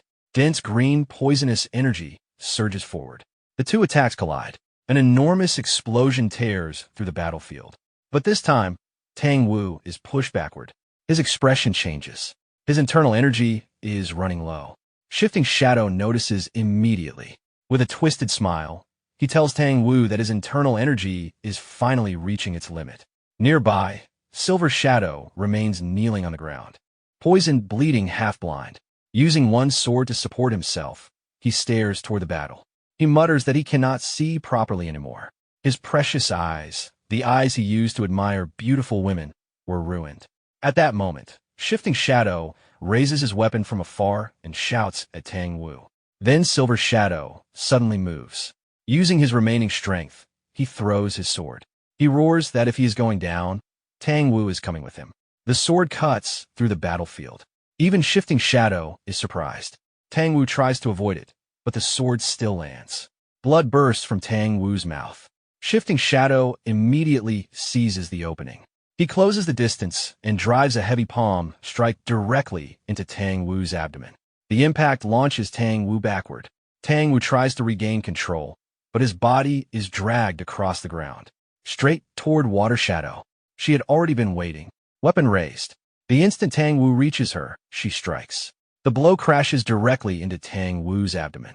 The impact sends him flying again. He crashes violently into the trees behind him. Dust erupts and covers the battlefield. Shifting Shadow and Water Shadow both stare into the clouds silently. Meanwhile, Silver Shadow remains on the ground. Holding his ruined eye and shaking with rage, he curses Tang Wu. Then he slowly pulls out his remaining sword. With fury filling his face, he says he will cut Tang Wu's throat personally. Shifting Shadow stopped Silver Shadow and told him to wait. At that moment, Tang Wu stabilized himself. Water Shadow's earlier strike had severely damaged one of his arms, leaving it nearly torn apart. Yet he still stepped forward toward the three of them. Seeing him continue moving despite his condition, Shifting Shadow was caught off guard and inwardly called him a crazy old man before growing irritated. Without hesitation, Shifting Shadow, Silver Shadow, and Water Shadow attacked together. Tang Wu moved as well. As they closed the distance, Tang Wu released another barrage of poisonous darts. Instead of flying directly at the enemies, the darts buried themselves into the ground and exploded upward. Only then did Shifting Shadow realize Tang Wu had already planted hidden weapons beneath them. The explosion forced Shifting Shadow and Silver Shadow backward. Water Shadow, however, broke through and rushed in with her weapon. Tang Wu avoided the first strike and continued moving through the following attacks. Water Shadow increased the intensity and released a continuous series of blows. Tang Wu shifted from dodging to directly blocking with his remaining healthy arm. One collision pushed Water Shadow back. Looking at her weapon, she realized Tang Wu had been striking the same spot repeatedly. Ignoring that realization, she raised her weapon and attacked again. At the same time, Silver Shadow charged in from another direction. The two coordinated their attacks and swung together. Tang Wu jumped at the exact moment their attacks crossed. Their own weapons collided instead. While passing through, Tang Wu had already released another hidden weapon. The poisonous dart transformed into a golden lotus. Silver Shadow noticed it only after seeing the change. The explosion erupted immediately. All three, Silver Shadow, Water Shadow, and even Shifting Shadow, were thrown backward. Fragments and hidden darts scattered through the blast. Several darts struck Shifting Shadow. Realizing the poison would not hold him for long, Shifting Shadow became determined to kill Tang Wu immediately. Tang Wu did not give him time. He rushed directly toward him. But before reaching him, Tang Wu suddenly stopped. Water Shadow had grabbed hold of his nearly destroyed arm. She blocked his path and refused to let him advance further. Then she bit directly into the damaged arm. Tang Wu's movement faltered from the pain. Nearby, Shifting Shadow began recovering. Tang Wu looked toward him and understood that the poison would wear off soon. This was his final opportunity. Tang Wu made his decision. Rather than retreat, he abandoned the arm completely. Clenching his teeth, he forced himself forward and tore his injured arm free. Ignoring the injury, he closed the distance and struck Shifting Shadow directly in the abdomen with his remaining arm. The impact launched Shifting Shadow backward and sent him over the cliff. Tang Wu remained standing. Despite his injuries, he turned toward Water Shadow and Silver Shadow. Now only two remained. Tang Wu slowly walked toward Shifting Shadow and Silver Shadow. As he moved forward, he thought quietly to himself. His internal energy was gone. His hidden weapons had all been exhausted. What remained was only this old and damaged body. He stopped in front of Water Shadow. The two faced each other. Without exchanging words, both gathered energy into their fists. They stepped forward and struck at the same time. Their punches collided directly. The impact pushed both of them backward. Blood spilled from their mouths. At that moment, Silver Shadow recovered and moved again. Activating his technique, he rushed toward Tang Wu with his sword raised, shouting for him to finally die. Tang Wu simply dropped his body low and rolled across the ground to avoid the strike. Silver Shadow froze for a moment and angrily mocked him for using something as crude as a donkey roll while carrying the title of one of the 10 greats, and asked where his honor had gone.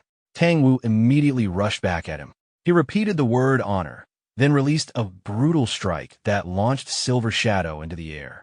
Tang Wu said that he had thrown honor off a cliff long ago. Silver Shadow flew backward, coughing blood. His body headed directly toward Water Shadow. She reacted at the last moment. Instead of catching him, she grabbed his leg and swung his body. Using Silver Shadow like a weapon, she slammed him into Tang Wu. Tang Wu was thrown backward, but regained his footing. Water Shadow discarded Silver Shadow's body and stepped forward again. Tang Wu looked at her and said that someone like her could never defeat him. People who lacked both the resolve to face death and the courage to sacrifice anything. The two moved toward each other again. Their clash continued. Time passed. Morning arrived. Compared to the battle from before, the mountain had become strangely quiet. Sunlight spread across the cliff. At the top, Tang Wu stood there. Water, shadow hung from his grip, held by her hair. Blood dripped from her mouth. She had already lost consciousness. Tang Wu remained standing in front of Silver Shadow while still holding her. Silver Shadow slowly regained consciousness. After seeing the scene before him, he became pale. Even with 3 shadows and more than 100 warriors, they had failed to kill a single wounded old man. Tang Wu started walking toward him. Silver Shadow completely lost his composure. He backed away and desperately told Tang Wu to stay away and called him monster. At that moment, someone was climbing upward from below the cliff. It appeared to be Hua. Tang Wu continued walking, unaware. Silver Shadow became even more frightened. As Tang Wu reached him, Silver Shadow shouted again for him to stay away. In panic, he grabbed a handful of sand and threw it into Tang Wu's face. He screamed for him to get lost. The dust scattered. Tang Wu did not react. He only stared quietly at Silver Shadow. Seeing that expression, Silver Shadow felt cold. He could not understand it. This old man had somehow crossed the point of fear. Tang Wu released Water Shadow's hair. Her body dropped onto the ground. Then he slowly extended his hand towards Silver Shadow. Silver Shadow completely broke down. Fear filled his face, tears gathered in his eyes, and he shouted for Tang Wu to stay away. At that moment, someone rushed toward Tang Wu. Tang Wu instinctively moved to respond. But the moment he saw who it was, he stopped. His expression changed. Looking at the approaching figure, he spoke in confusion. Wha? How? Before he could react, the hand pierced straight through his abdomen. Blood spilled, but it was not Hua. The figure's face distorted partially and revealed its true appearance. It was Shifting Shadow. With a twisted smile, Shifting Shadow told Tang Wu that he had finally caught him. Then he pulled his arm back and threw Tang Wu away. Tang Wu crashed across the ground before stopping. Silver Shadow stared at the transformed figure and realized who it was. Meanwhile, Shifting Shadow remained absorbed in his own thoughts. If Tang Wu's punch had contained even a little more internal energy, he would never have made it back up the cliff alive. Looking at Tang Wu sitting wounded on the ground, Shifting Shadow declared that the battle was over. Silver Shadow slowly stood back up. Holding his sword, he agreed. He admitted that he had truly believed he was going to die. Then he walked toward Tang Wu. With a distorted smile, he said Tang Wu would not be allowed an easy death. He talked about taking his eyes, cutting off his limbs, and finishing him last. He even spoke about going down the cliff afterward, but stopped. Tang Wu moved. His arm trembled violently. Still, he slowly raised his hand. His fingers formed a hand sign. Silver Shadow frowned and cursed him for still trying to resist. Tang Wu thought quietly. Compared to the original, this technique was incomplete. But if this was truly where his life ended, then even an imperfect form would have to be enough. Even if it consumed the last fragments of his life. Tang Wu activated heaven-shrouding petal rain. The sky changed. Thousands of poisonous hidden weapons appeared overhead. Then they descended. Darts buried themselves into the earth everywhere. Shifting Shadow and Silver Shadow immediately moved toward Water Shadow to protect her. As Silver Shadow moved, he realized the hidden weapons were exploding. A chain of detonations spread across the entire cliff. Thousands of explosions erupted. Everything nearby shattered. The shockwave threw Tang Wu from a cliff. As he fell, one final thought crossed his mind. Wha? He had wanted to see her get married before dying. Now, he only hoped she would survive. Tang Wu's body descended. Far below, he struck the ground. The impact sent nearby butterflies into the air. At the bottom of the cliff, someone was already waiting. Our protagonist sat on top of the pile of fallen corpses. He awkwardly bit one of his fingers. Then he turned toward Tang Wu's fallen body and quietly said, "Finally, you're finally here, Tang Wu." Even after falling from the cliff and crashing into the ground, Tang Wu remained alive. After some time, he slowly opened his eyes. He realized he had survived, but his body no longer responded. Lying motionless inside the crater formed by the fall, he checked his condition and understood that his innate chi had completely dispersed. Death would not be far away. Using the last remaining strength in his body, Tang Wu looked around. The area was covered with butterflies. As they gradually flew away, the ground beneath them became visible. Bodies were scattered everywhere. Tang Wu looked more carefully. They were the fallen wedding guests and pirates. But something was wrong. These people had not simply died from a fall. Someone had finished them afterward. Then, Tang Wu noticed someone sitting nearby behind him. He slowly turned. After recognizing the figure, He spoke in disbelief. It was Tang Sam. Tang Wu looked again. The slaughtered martial artists beneath the cliff. The sword stained with blood. Tang Sam sitting there as though he had been waiting. After a pause, Tang Wu asked who he really was. Holding a small dagger, our protagonist approached and called him by name. Then, with a calm but distorted expression, he said Tang Wu had no idea how long he had waited for this moment. Tang Wu became angry. He reminded him that he had personally given him the Tang family name, and now he intended to kill him. Tang Wu cursed him and accused him of turning against his own master. He said he should have killed him back on the ship. Then he ordered the goo inside Tang Sam's body to tear apart its host. Tang Wu even laughed and said the parasite would soon destroy him from within. But our protagonist quietly raised the dagger. He pointed it directly toward Tang Wu's eye. Then he told him that thing had already been removed long ago. Tang Wu froze. He could not understand how that was possible. Our protagonist tightened his grip on the dagger and held it above Tang Wu. Then he thought quietly. This world was a world of madmen. People learned techniques created for killing and called them martial arts. People lived by laws where the weak became prey. Sometimes they acted in the name of orthodoxy, sometimes in the name of unorthodoxy, sometimes in the name of the demonic path. But in the end, all of them enforced their justice through violence. In this place where strength became order, there were butterflies flying through the sky, and he had been nothing more than a caterpillar crawling below. But now, in this world, he would kill Tang Wu. He would become a butterfly, and once again, become a hunter that hunted the beasts known as martial artists. Holding the dagger with both hands, our protagonist looked at Tang Wu and said with a twisted smile, Tang Wu was his greatest prey. Tang Wu refused to accept it. He struggled and shouted that the soul-chasing poison hand could not die to someone he had once raised. He denied it to the very end. But before he could continue, our protagonist drove the dagger directly into his eye. Tang Wu's body went still. The moment Tang Wu died, blue light began gathering around our protagonist. The light spread from every direction. Then it intensified. A massive pillar of blue light shot into the sky and covered the entire area. After some time, the light gradually faded. Looking upward, our protagonist realized his level had risen dramatically. He gained 10 levels and reached level 24. After seeing the result, he thought quietly. 10 levels was significant, but it felt lower than expected for someone with Tang Wu's reputation. He had expected more. Looking at Tang Wu's body, he reached a conclusion. Tang Wu had already been near death. Most likely, the experience had already been dispersed, and if the enemies above had pushed Tang Wu to this state, then going back now would accomplish nothing. Either he still could not defeat them, or they had already escaped. Then another update appeared before him. His first class advancement quest, the Tester Exclusive Vagabond Advancement, had reached 99 out of 100. Only one enemy of level 10 or higher remained. Our protagonist paused. Then, he pulled the dagger free. Tang Wu's damaged, I came with it. He cleaned the blade with one motion. Then he thought, Tang Wu could not have fallen alone. He had not found her yet, but she had to be somewhere nearby. A smile appeared on his face.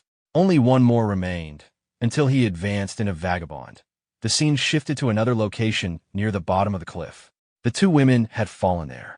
Lady Hai had crashed against a large stone. Lady Hua had fallen into the earth nearby. After some time, Hua slowly regained consciousness. Looking at the unfamiliar surroundings, she tried to understand where she was. When she attempted to move, pain spread through her body. Her leg refused to support her. She realized it was badly broken. She did not know how much time had passed, but she was alive.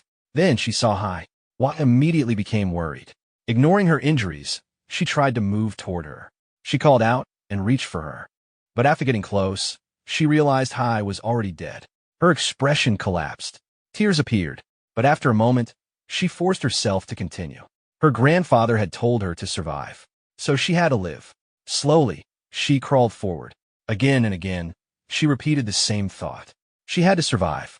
She had to return to the Tang clan. She had to keep moving.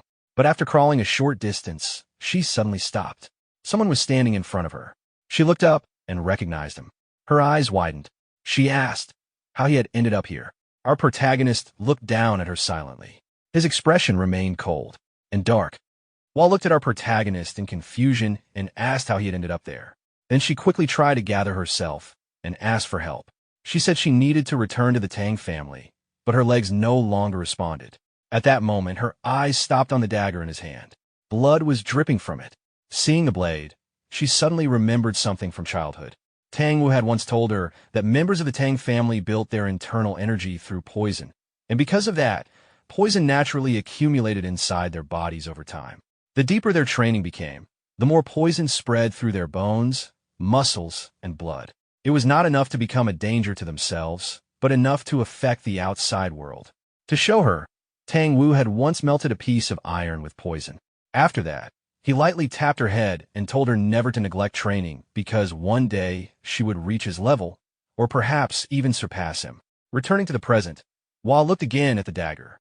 The corrosion marks left on the blade matched Tang Wu's poison. Her expression slowly changed. She asked whether he had killed her grandfather. Unable to understand it, she asked how someone who had been given the Tang surname could do something like this. Then anger replaced confusion. Calling him a traitor, she forced her broken body forward. Using what little strength remained, she crawled and grabbed him, saying she would kill him. Our protagonist looked down at her. His expression stayed cold. Looking at Hua struggling across the ground, he quietly thought that it looked no different from insects. To him, Anhui itself had become a giant goo jar created by the heavenly demon castle, a place where insects survive by killing one another. And wasn't it said that the longer an insect survived inside the jar, the more poisonous it became? If every insect died and only one remained, how powerful would that accumulated poison become? Looking at Tang Hua, he wondered the same. After thinking for a moment, he sat down near her. Then he calmly said that killing her now held little value. It might not even fulfill what he needed, because she was weak. Still crying, Hua repeated his words in disbelief and asked what he was talking about. Our protagonist then drove the dagger into the ground directly in front of her. He admitted that Tang Wu had died by his hands. And because of that, if she wanted repayment for Tang Wu's life, she should come and take it herself. He said he would wait. Those words broke her completely. As he turned and walked away, Hua cried, cursed him, and swore she would kill him one day. She shouted that he would regret leaving her alive. But our protagonist continued walking.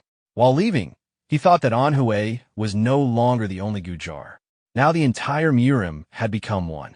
The orthodox path, the unorthodox path, the heavenly demon castle. Soon, countless insects would gather and kill each other. And if he wanted to survive, if he wanted to continue hunting, he needed to become stronger than he was now.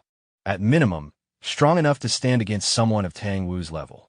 Looking at his status, our protagonist judged that reaching the vagabond class would probably require more than completing the condition alone. He estimated that he would also need to reach level 30. He looked up at the sky and quietly thought about what came next. To get there, he would need to hunt more efficiently than before. Then his expression slowly changed. A faint smile appeared on his face. He decided to change his hunting ground. As he continued walking, he thought that he needed a place with more blood, more battles, and more opportunities to gain experience. Meanwhile, the scene shifted back to the top of the cliff. The explosion created by Tang Wu had ended. All three shadows survived, but suffered heavy injuries. Silver Shadow struggled to stand and complained that Tang Wu had detonated hidden weapons directly in front of them. He admitted he had believed the Tang clan's heaven-shrouding petal rain had already been lost. Shifting Shadow explained that what Tang Wu used was incomplete. According to him, Tang Wu lacked the internal energy to reproduce the original technique and only managed to recreate its outer form by detonating the hidden weapons he had prepared beforehand. Even while saying that, Shifting Shadow quietly admitted to himself that the result was still far stronger than expected. He looked toward Water Shadow. Her body had been heavily damaged from shielding them. Shifting Shadow concluded that they had survived only because Water Shadow had taken the impact. Otherwise, they would not have made it out alive. Silver Shadow agreed. He commented that Water Shadow had always been unusually durable and that her heart guard had kept her alive, even if she was now barely holding on. After that, Shifting Shadow turned and announced the next step. Silver Shadow would take Water Shadow and return to Mubon. Meanwhile, he himself would head to the Murim Alliance and prepare the second stratagem. Silver Shadow immediately reacted. He became alarmed and protested. Going to Mubon alone was something he clearly wanted to avoid. He refused and insisted they should return together. But before he could continue, Shifting Shadow launched himself into the air and disappeared. Silver Shadow shouted after him, but there was no response. Left alone, he clicked his tongue. Then, while grinding his teeth, he quietly admitted to himself that he was scared. The scene shifted again. Deep within the mountains stood the heavenly, demonic castle of Muban. The fortress was surrounded by steep cliffs and illuminated with dark red light. Outside its enormous gates, Silver Shadow stood nervously. Water Shadow was being carried behind him on a stretcher by servants. Looking at her, he repeatedly reassured himself that nothing bad would happen. After taking a breath, he pushed open the gate. Inside the palace court, Muban sat on his throne. Silver Shadow immediately entered. Without hesitation, he dropped to his knees and bowed. He reported that the first stratagem had been completed successfully. He tried to downplay Water Shadow's injuries and insisted there had been no real issues. Then he explained that the Namgung clan had been destroyed. He added that he personally brought back the patriarch's head. He also began mentioning Tang Wu, but then he suddenly froze. Without noticing, Muban had already appeared behind him. With a cold expression, Muban asked him to repeat himself. Then he quietly questioned whether the first stratagem had truly ended without any problems.